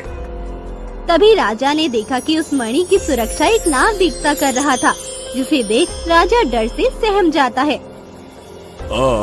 कैसे सवाल नागराज? मैं उत्तर देने के लिए तैयार हूँ। मुझे बस ये मणि चाहिए, वरना मेरा बेटा कभी जीवित नहीं हो पाएगा। बताइए क्या सवाल है नागराज? ठीक है, उसके लिए तुम्हें मेरे सवालों के उत्तर देने होंगे। यदि तुम सही उत्तर नहीं दे पाए तो यही मेरे हाथों मारे जाओगे। समझ गए? हमें मंजूर है नागराज, आप अपने सवाल पूछिए। हाँ तो ठीक है, अब सुनो मेरा पहला सवाल। ऐसी कौन सी चीज है जो एक बार चली जाए तो वापस नहीं आती? बोलो। हे नागराज, इसका उत्तर है समय। समय एक ऐसी चीज है जो बीत जाने पर कभी लौट के नहीं आती। अब मेरा दूसरा सवाल है, ऐसा कौन सा काम है जो इंसान अपने लिए खुद नहीं कर सकता? हाँ बताओ। इसका जवाब तो बड़ा ही सरल है नाग देवता। उत्तर है कि अपनी आंखों से अपने पूरे शरीर को नहीं देख सकता। हाँ, अब तीसरा सवाल है, ऐसी कौन सी चीज है जो हमेशा से थी और हमेशा रहेगी, लेकिन कोई उसे देख नहीं सकता? वायु। नागराज, वायु ही ऐसी चीज है जिसे कोई देख नहीं सकता और वो थी, रहेगी और है। ये सुनकर नागराज प्रसन्न हो जाते हैं। बहुत खूब, बहुत खूब। तुम्हारे तीनों जवाब बिल्कुल सही हैं और तुम्हारे इरादे और नियति दोनों नेक हैं। अब तुम इस मणि को ले जा सकते हो, ले जाओ। हाँ, आपका बहुत बहुत धन्यवाद नागराज। अब मुझे आज्ञा दीजिए, अब मुझे आज्ञा दीजिए। राजा तुरंत ही महल पहुंचता है और राजकुमार के जख्म पर वो मणि लगा देता है, जिससे राजकुमार का जहर मिट गया और वो फिर से जीवित हो जाते हैं। अरे अरे मेरे बेटे राजकुमार गर्भ, तुम फिर से जीवित हो उठे। अरे भगवान, तेरा लाख लाख शुक्र है। मैं जिंदा हूँ, लेकिन पिताजी ये कैसे हो गया? मैं तो मर चुका था ना। हाँ बेटा, तुम तो मर चुके थे। मैं तुम्हें सब कुछ सच सच बताता हूँ। सांप के काटने की वजह से तुम्हारी मौत हो गई और उसके बाद इस मणि की मदद से तुम जीवित हो गए। परंतु हम ये जानना चाहते हैं कि आप वहां तक कैसे पहुंचे और कैसे हुई थी आपकी मौत, बताइए।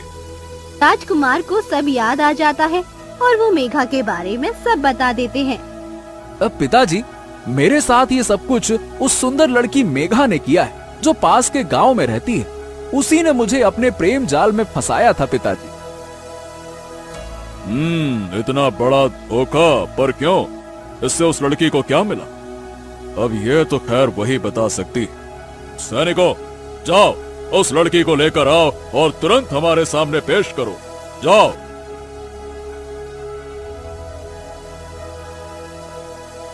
राजा के हुक्म के मुताबिक मेघा को तुरंत राज दरबार में पेश किया जाता है।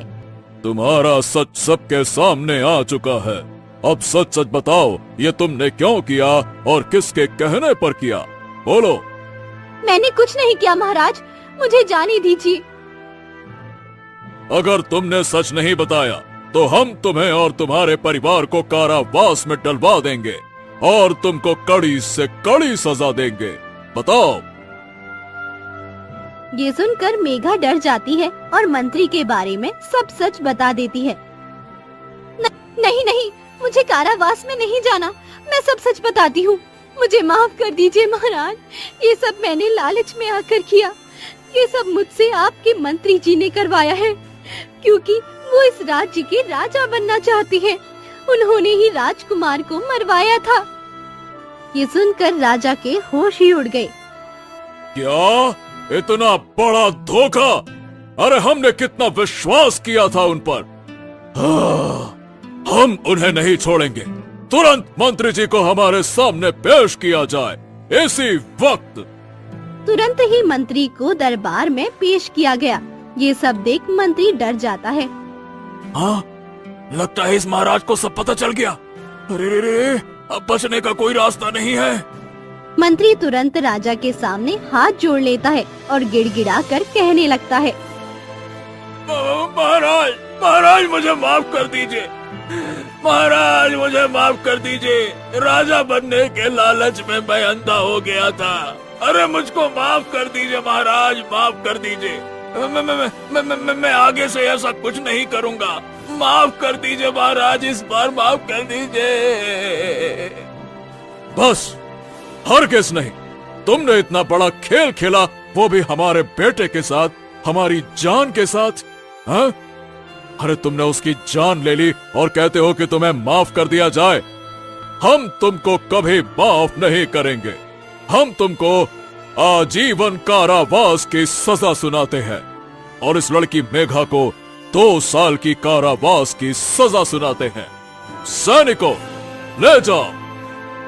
राजा मंत्री और मेघा को कारावास में डलवा देता है और राजकुमार को उस राज्य का राजा बना देता है।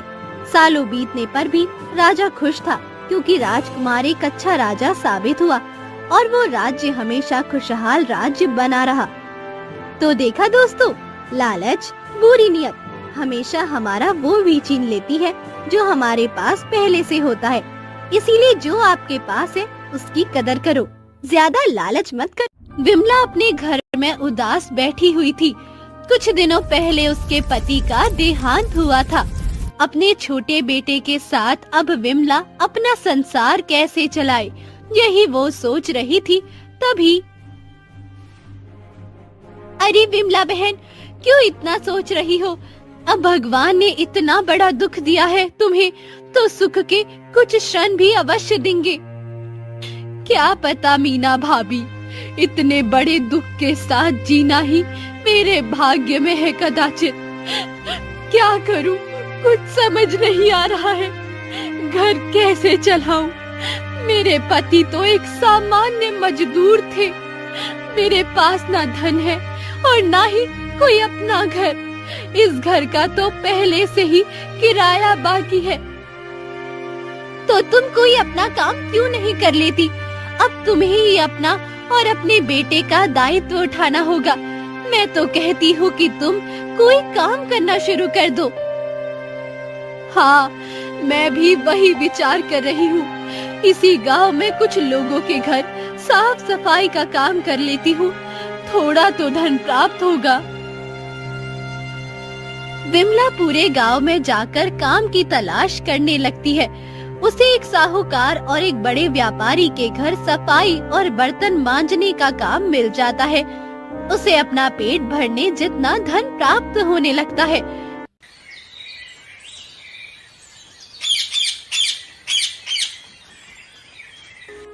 वो अपने बेटे को घर पर रखकर काम पर जाने लगती है। एक दिन, अरे विमला, तुमने सुना कि पड़ोस के गांव में मेला लगा है? वहाँ पर हमारे घर की जरूरत की चीजें बहुत ही सस्ती मिल रही है। अच्छा, तो मैं भी चलती हूँ। हाँ, तुम आज ही चले जाओ। कुछ लोग अपनी नाव में नदी पर करके दूसरे गांव में जा रहे हैं। तुम्हें उनका साथ मिल जाएगा।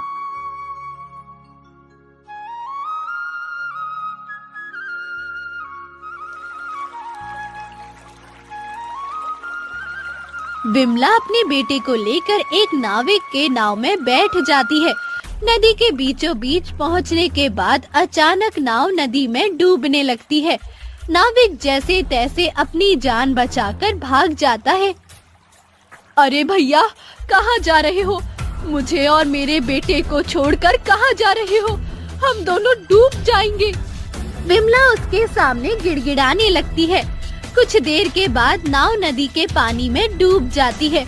विमला तो जैसे तैसे बच जाती है, परंतु उसका बेटा पानी में डूब जाता है।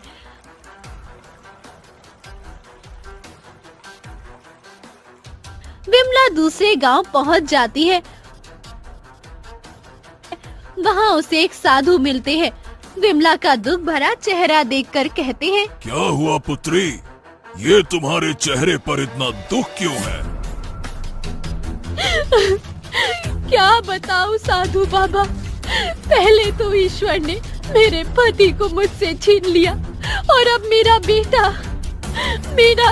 जो मेरे जीवन का एकमात्र आधार था, वो भी नदी में डूब गया।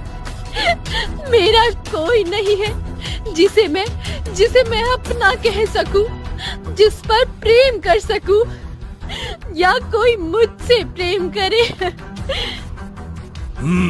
तुम्हें अवश्य ही कोई ऐसा मिलेगा पुत्री, जिस पर तुम अपनी ममता लुटा सकती हो। तुम्हारी कहानी अवश्य दुख भरी है। तुम्हारे भाग्य में इतने दुख होते हुए भी तुम जीवित हो।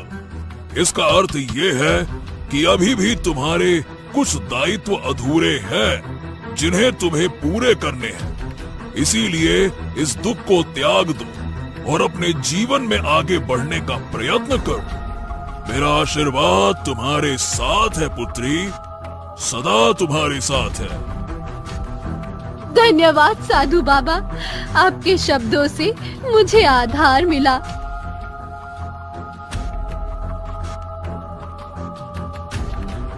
विमला उस गांव में जाकर काम ढूंढती है और कुछ धनिकों के घर सफाई और बर्तन का काम करने लगती है।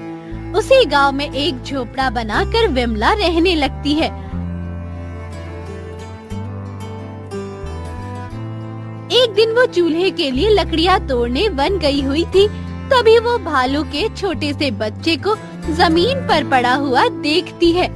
उसके आसपास कोई नहीं होता। तब अरे ये क्या, ये भालू का इतना छोटा बच्चा यहाँ अकेले कैसे पड़ा है?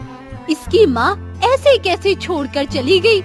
मुझे कुछ करना होगा, नहीं तो कोई शेर या भाग आकर इस छोटे से बच्चे को खा लेगा। मैं इसे अपने साथ लेकर जाती हूँ। विमला उस भालू के बच्चे को उठाकर अपने साथ ले आती है।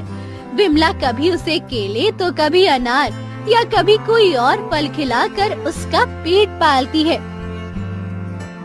साधु बाबा सच कह रहे थे, इस भालू के बच्चे के साथ समय कैसे चला जाता है पता ही नहीं चलता। मैं अपने पति और बच्चे के जाने से दुख में डूबी हुई थी, परंतु इसने मेरे सभी दुखों को भुला दिया है। अब तो ये मेरा बेटा ही बन गया है। मैं इसे कभी अपने आप से दूर नहीं करूंगी।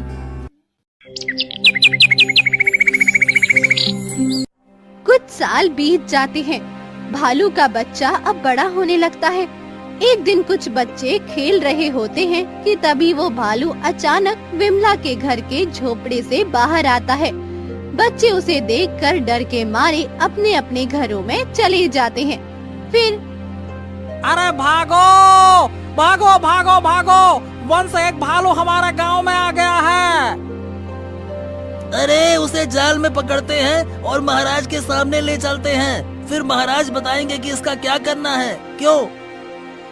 अरे नहीं, इसे यहीं पीट। अरे नहीं, इसे यहीं पीटते हैं। एक बार मार खाएगा तो फिर गांव में वापस नहीं आएगा। हाँ। गांव वाले विमला के घर बाहर जमा हो जाते हैं। रमेश लाठी उठाता है, तब विमला, ये आप क्या कर रहे हैं? क्यों मार रहे हैं इसे? अरे ये भालू हमारे बच्चों को डरा रहा था।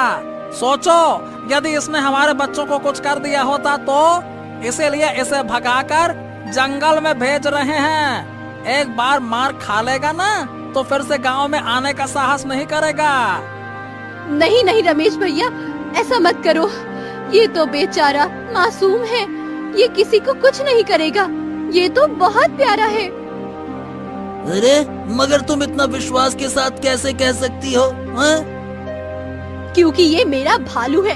कुछ सालों पहले मैंने इसे एक वन में पाया था, तब से वो मेरे साथ ही रह रहा है, बिल्कुल मेरा बेटा बनकर। ये मुझसे बहुत प्यार करता है। इसने आज तक मुझे कभी कुछ नहीं किया है।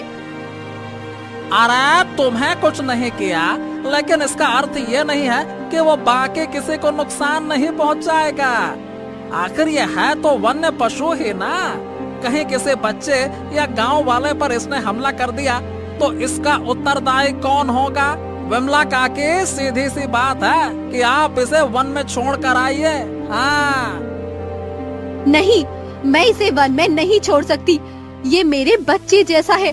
मैंने इसे माँ का प्यार दिया है। अरे देखो, तुम्हारी बात ठीक है विमला काकी, परंतु यदि इस भालू ने किसी को नुकसान पहुंचा दिया, चोट पहुंचा दी तो? नहीं, मैं तुम सबको विश्वास दिलाती हूँ कि मेरा भालू किसी को भी आहत नहीं करेगा।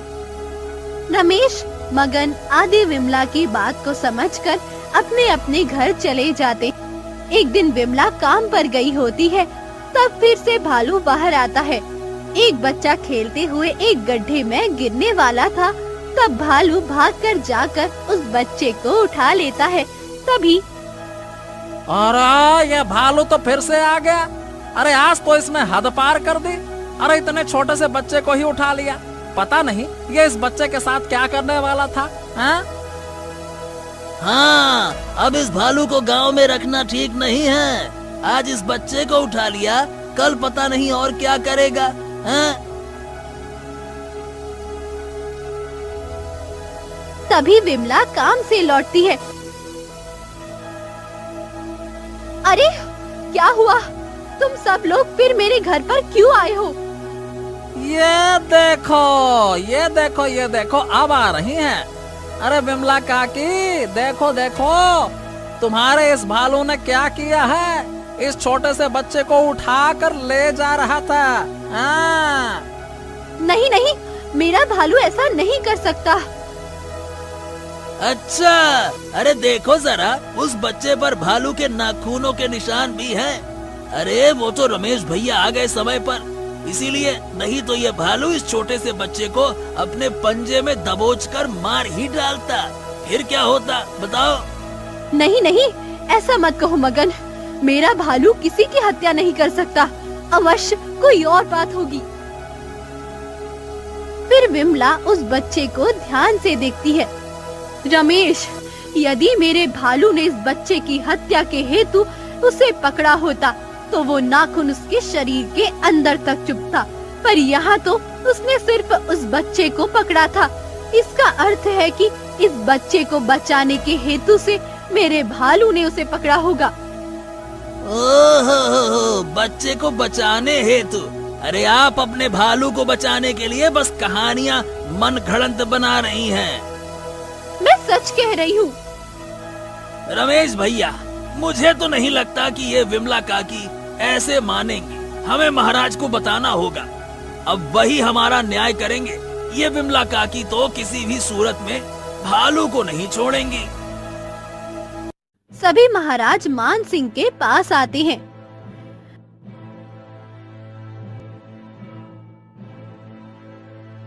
महाराज के जय हो, महाराज के जय हो। महाराज, हमारी समस्या का अंत कीजिए। एक भालू ने हमारी नींद उड़ा रखी है। भालू? परंतु भालू गांव में कैसे आ गया? महाराज, ये भालू वन से आया नहीं है। इस विमला काकी ने उसे बचपन से पाला है। हमने पहले भी विमला काकी को कहा था कि उसे वन में छोड़कर आएं, परंतु इन्होंने हमारी बात मानी ही नहीं।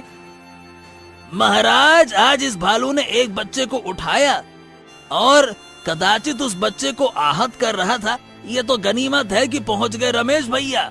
बच गया वो बच्चा।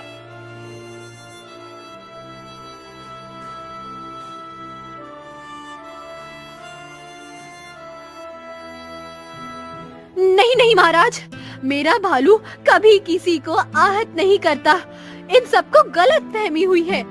परंतु किसी वन्य जीव को अपने घर में पालना ये उचित नहीं है। ये एक सामाजिक अपराध है।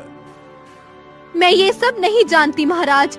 मैंने तो इसे कई सालों पहले अपनाया था। ये नवजात शिशु था और इसे बाकी प्राणियों से प्राणों का संकट था, इसीलिए मैं उसे अपने साथ अपने घर ले आई। महामंत्री, आपका इस विषय पर क्या मत है? महाराज, इस महिला ने भालू के नवजात शिशु को अपनाकर उसके प्राणों पर जो संकट था उसका निवारण अवश्य किया, परंतु प्रजावासियों की बात भी सत्य है। भालू कुछ भी कहिए है तो एक वन्य जीव जो किसी मनुष्य को आहत कर सकता है। इसका अर्थ है कि इस महिला को अपने भालू को वन में छोड़ना ही होगा। हाँ महाराज, ये बिल्कुल सत्य है। महाराज, मैं आपसे विनती करती हूँ, ये भालू मेरे पुत्र के समान है। इसे मुझसे दूर मत कीजिए, मत कीजिए। मैं पहले ही अपनों को गवा चुकी हूँ। ये भालू ही मेरे जीवन का आधार है। अब ये भी मेरे साथ नहीं रहा तो मैं टूट जाऊंगी।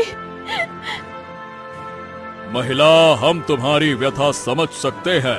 तुम वर्षों तक उसके साथ रही हो। तुम्हारे मन में अपार स्नेह है उसके लिए, परंतु हम इस राज्य के महाराज हैं और हमें हर प्रजावासी की सुरक्षा के बारे में सोचना पड़ता है। यदि गांव वासी को तुम्हारे भालू से समस्या उत्पन्न हो रही है तो हमें तुम्हें उसे छोड़ देने का आदेश देना अनिवार्य है।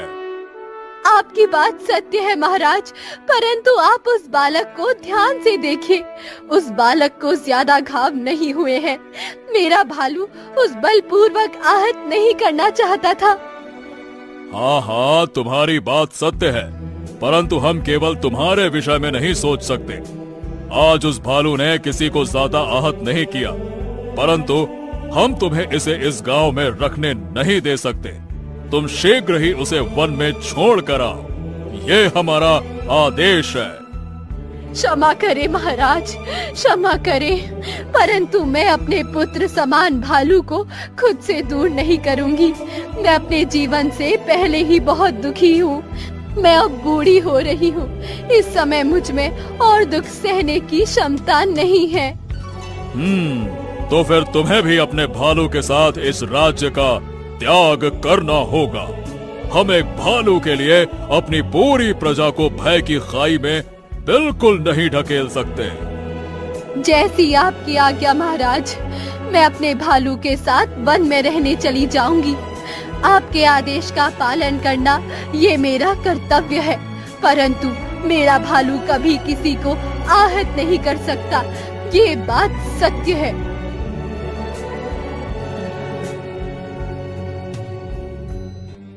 विमला अपने भालू को लेकर वन में चली जाती है। एक झोपड़ा बनाती है।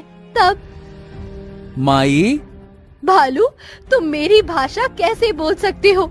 मेरे साथ रहते रहते तुम मेरे जैसा बोलना भी सीख गए।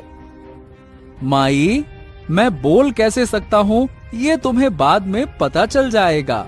केवल तुम ही मेरी बात सुन सकती हो, परंतु आज मैं तुम्हारा आभार प्रकट करना चाहता हूँ। आज मुझे तुमसे बात करना अति आवश्यक प्रतीत हो रहा है।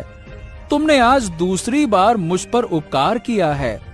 आज यदि तुम महाराज का आदेश मानकर मुझे वन में छोड़ देती तो पता नहीं मैं अकेले कैसे जीता। परंतु तुमने मुझे अपना पुत्र केवल कहने के लिए नहीं कहा है।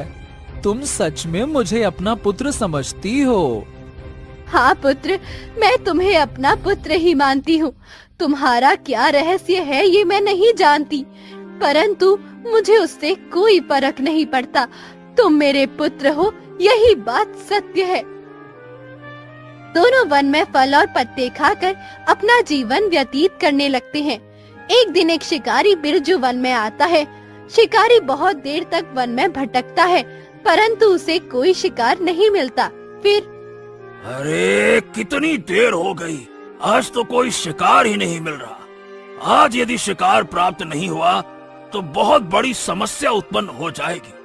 कुछ न कुछ तो ढूंढना ही होगा। हाँ। तभी उसे भालू दिखाई देता है। अरे वाह वाह वाह वाह वाह, ठीक है ठीक है, तो आज इस भालू का ही शिकार करता हूँ, परंतु मैं इसके प्राण नहीं लूंगा। एक बार ये बेहोश हो जाएगा, फिर इसे किसी मदारी को बेच दूंगा। हाँ, अच्छा धन प्राप्त हो जाएगा।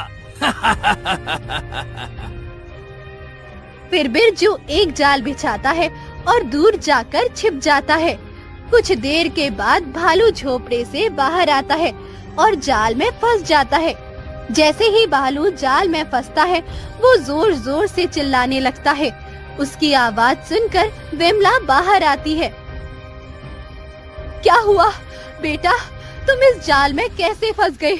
रुको, मैं तुम्हें इस जाल से मुक्त करती हूँ। फिर विमला चाकू से उस जाल को तोड़ देती है। शिकारी बिरजू दूर से ये सब देख रहा होता है। बेटा बेटा, तुम ठीक तो हो? हाँ माई, मुझे कुछ नहीं हुआ। मैं बिल्कुल ठीक हूँ। लगता है कि वन में आसपास कहीं शिकारी भटक रहा है। उसी ने तुम्हें पकड़ने के लिए ये जाल बिछाया है। हाँ माँ, वन में तो शिकारी आते ही हैं। मैं आगे से सचेत रहूंगा।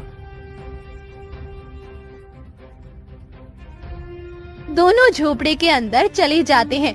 इधर बिरजू उस बोलने वाले भालू को देखता है और अरे अरे अरे अरे अरे अरे, ये तो ससुरा एक बोलने वाला भालू है। हाँ, ये तो बड़ा मजेदार है। अब तो मुझे इसे किसी भी प्रकार से जीवित ही पकड़ना होगा। इसे बोलता हुआ देख कोई भी मुझे मुंह मांगी कीमत देने को तैयार हो जाएगा। मजा आ गया। बिरजू चला जाता है।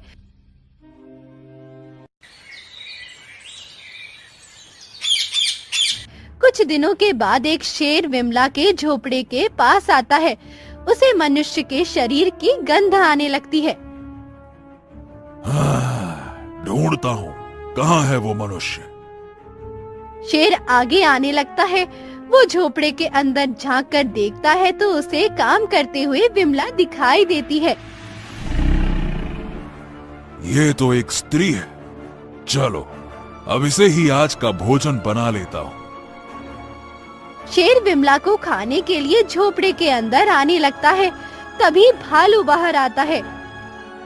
वनराज, आप क्या कर रहे हैं यहाँ? भालू, मेरी तुझसे कोई शत्रुता नहीं है। मैं तुम्हें मारना भी नहीं चाहता, परंतु तुम मेरे मार्ग से हट जाओ। मुझे उस स्त्री को अपना भोजन बनाना है। तुम उनका भोजन नहीं कर सकते। ये तो मेरा अपमान है। तुम वनराज का अपमान कर रहे हो भालू, और वन के नियमों का उल्लंघन भी कर रहे हो। जिस प्रकार हम वन्य जीव मनुष्यों की बस्ती में जाकर नहीं रह सकते, उसी प्रकार कोई भी मनुष्य वन में आकर नहीं रह सकता। देखिए, वो जो भी हो वनराज, परंतु आप मेरी माता का भोजन नहीं कर सकते। कृपया कृपया आप वापस लौट जाइए, अन्यथा मुझे अपने बल का प्रयोग करना पड़ेगा। भालू आकार में शेर से भी बड़ा और वजन में भारी होता है। शेर अकेला होता है, इसीलिए वो विचार करता है। मैं अकेला हूँ, इस समय लौट जाने में ही भलाई है। ये बुढ़िया भला कहाँ जाएगी? कुछ दिनों बाद फिर से आता हूँ और अपने साथ कुछ और शेरों को लेकर आऊंगा। वो सब भालू को व्यस्त रखेंगे और तब तक मैं इस बुढ़िया का शिकार कर लूंगा। भालू, तुमने वन का नियम तोड़कर उचित नहीं किया। अब देखना तुम्हारे साथ क्या होता है। शेर लौट जाता है। शिकारी बिरजू भी बार बार आकर भालू को पकड़ने का प्रयास कर रहा होता है, परंतु विमला हर बार भालू को बचाकर शिकारी को भगा देती है। शेर भी विमला की शिकार करना चाहता था, पर भालू के कारण वो विमला को खा नहीं पा रहा था। एक दिन राजमहल में, महामंत्री, हम वन में जाना चाहते हैं। अवश्य महाराज, अवश्य। महामंत्री महाराज मानसिंह के जाने की व्यवस्था करने लगते हैं। महामंत्री बहुत कपटी होता है। वो महाराज मानसिंह को मारकर खुद राजा बनना चाहता था। महाराज के पहले महामंत्री शिकारी बिरजू के पास पहुंचता है।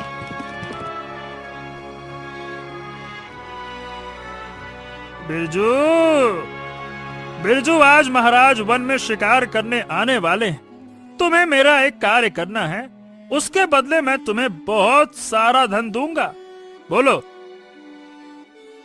अरे अरे अरे, बताइए महामंत्री जी, मुझे क्या करना होगा, बताइए। तुम्हें महाराजा मानसिंह की हत्या करनी होगी। क्या? ये आप मुझे कैसा कार्य करने को कह रहे हैं? महामंत्री, यदि मैं पकड़ा गया तो मुझे धन नहीं, दंड प्राप्त होगा, दंड, वो भी जीवन मृत्यु का। हाँ। अरे कुछ नहीं होगा, तुम्हें कुछ नहीं होगा। तुम तो एक शिकारी हो। छुपकर कैसे वार किया जाता है, ये तुम्हें बताने की आवश्यकता तो नहीं है। जब महाराज वन में हो, तुम अवसर देखकर उन पे ये विष लगा हुआ तीर मार देना। अरे किसी को कुछ पता नहीं चलेगा। मैं प्रजा में ये अफवाह उठाऊंगा कि महाराज की हत्या किसी शत्रु राजा ने की है। तुम्हें भय का कोई कारण ही नहीं है। ठीक है, ये लो, अभी इतना धन रखो और बाकी काम पूरा होने के बाद। महामंत्री धन की पोटली शिकारी बिरजू को देता है। बिरजू धन देखकर खुश हो जाता है और महाराज मानसिंह पर नजर रखने लगता है। कुछ देर के बाद महाराज वन में आते हैं। बहुत देर चलने के बाद धूप के कारण उन्हें प्यास लगती है। महाराज को विमला की झोपड़ी दिखाई देती है और वो झोपड़ी के पास आने लगते हैं। बिरजू छुपकर देख रहा होता है। हाँ, यही अवसर है जब महाराज उस बुढ़िया के झोपड़ी में जाएंगे, उसी क्षण में ये तीर चला दूंगा। हाँ, सबको लगेगा कि बुढ़िया ने ही महाराज को मारा है। बुढ़िया दंडित हो जाएगी और फिर मुझे उस भालू को पकड़ने का भी अवसर मिल जाएगा।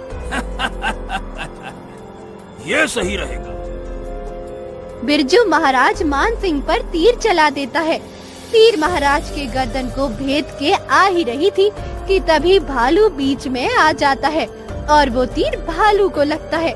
भालू के मुख से दर्द भरी पुकार निकलती है। भालू की आवाज सुनकर महाराज पीछे मुड़कर देखते हैं। जमीन पर गिरे हुए भालू के शरीर में तीर देखकर महाराज समझ जाते हैं कि कोई उन्हें ही मारने की कोशिश कर रहा था। विमला भी भागकर बाहर आती है। माई, तुम भालू को देखो, मैं उस शिकारी को पकड़ता हूँ। महाराज भागकर बिरजू के पास जाता है।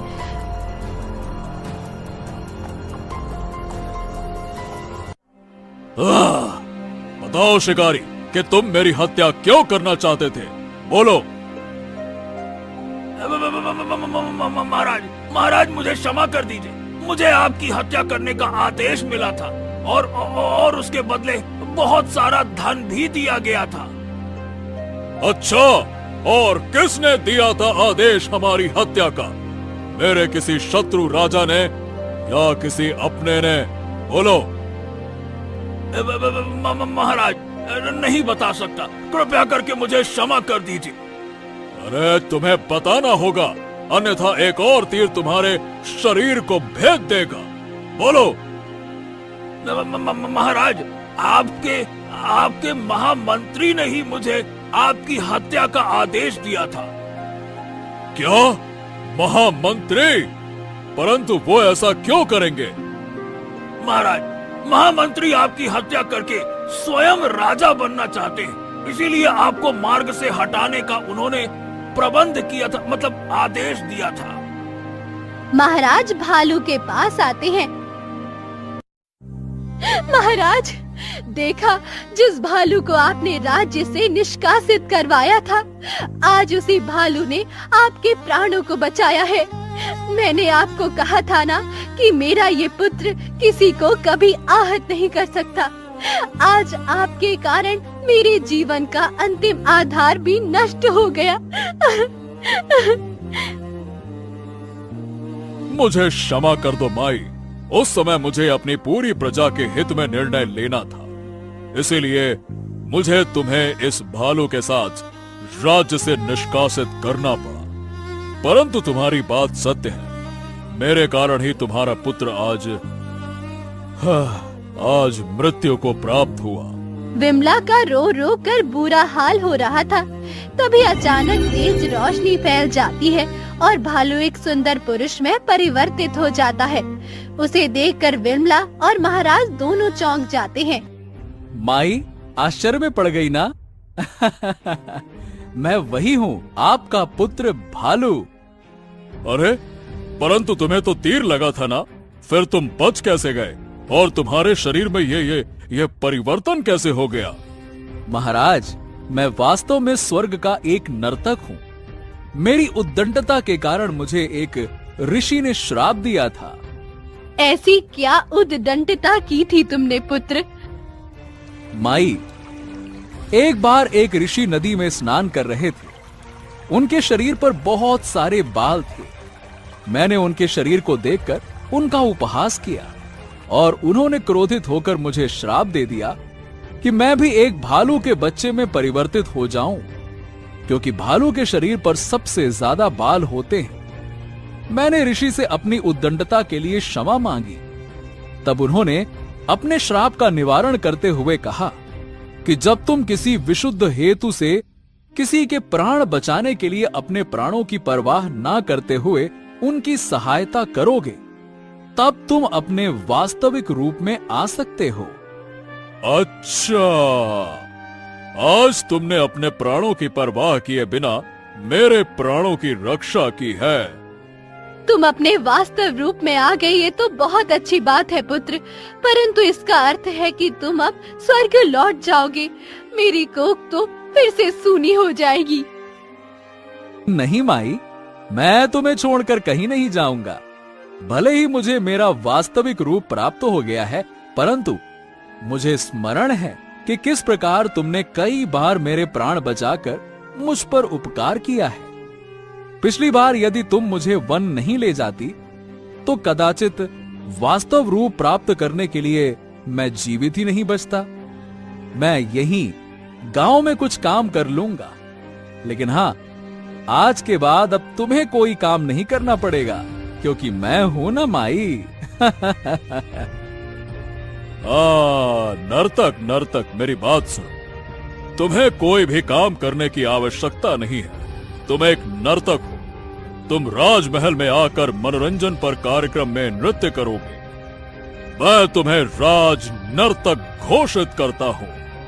माई, तुम और नटवर दोनों राजभवन में आकर वहीं रहो। हमने तुम्हें राज्य से निष्कासित किया था, परंतु आज तुम दोनों जीवित हो, इसलिए मेरा तुम्हारे प्रति ये कर्तव्य है। विमला और नटवर को महाराज राजमहल में ले जाते हैं। महाराज को जीवित देख महामंत्री, महाराज, आप तो वन से बहुत जल्दी लौट आए। एक बहुत बड़ा शिकार जो हाथ लग गया, इसीलिए ज्यादा श्रम ही नहीं करना पड़ा, तो आ गया। अच्छा, ये तो बड़ी अच्छी बात है महाराज। मुझे एक विशेष कार्य से जाना होगा, मैं कुछ देर में आता हूँ महाराज। अरे रुकिए रुकिए, लगता है कि आपको मेरे जीवित वापस आने पर प्रसन्नता नहीं हो रही है। क्यों? कदाचित आपने विचार किया था कि शिकार करने गया हुआ राजा खुद ही शिकार बन गया होगा, है ना? आप ये क्या कह रहे हैं महाराज? मैं भला ऐसा विचार क्यों करूंगा? मैं तो सदा ही आपकी सुरक्षा के विषय के बारे में विचार करता हूँ। इसीलिए आपने उस शिकारी बिरजू को मेरे रक्षण पर मुझ पर विषैला तीर चलाने के लिए कहा था, क्यों? कौन शिकारी? मैं किसी बिरजू को नहीं जानता महाराज। अवश्य ही आपसे किसी शत्रु का दुष्कर्म होगा ये, और मुझे फंसाने की साजिश। बिल्कुल नहीं नहीं नहीं, बिरजू अभी भी जीवित है, और उसी ने कहा है कि आपने उसे राज खजाने से धन, स्वर्ण और बहुत सारे हीरे दिए हैं हमारी हत्या करने के लिए। आप इतनी बड़ी चोरी कर सकते हैं, ये हमें ज्ञात नहीं था। हाँ? नहीं महाराज, मैंने राज खजाने से केवल धन ही चुराया था, स्वर्ण और हीरे नहीं। देखा, आपने स्वयं ही सत्य बता दिया। ये हमारे किसी शत्रु का दुष्कर्म नहीं, अपितु आपका ही हमारी हत्या करने का प्रयत्न है। सैनिकों, बंदी बना लो इस दुष्ट को और देशद्रोही महामंत्री को, और राज्य के सबसे ऊंचे पहाड़ी की चोटी से इसे नीचे फेंक दो। ले जाओ। नहीं महाराज, मुझसे बहुत बड़ा अपराध हो गया। मुझे क्षमा कर दीजिए, मुझे क्षमा कर दीजिए, मुझे क्षमा कर दीजिए। महामंत्री महाराज के सामने गिड़गिड़ाने लगता है, पर महाराज सैनिकों को उसे पहाड़ी से नीचे फेंकने का आदेश देते हैं और सैनिक उनके आदेश का पालन करते हैं। नटवर अपने नृत्य से सबका मन मोह ले लेता था। विमला और नटवर प्रसन्नता पूर्वक अपना जीवन व्यतीत करने लगते हैं।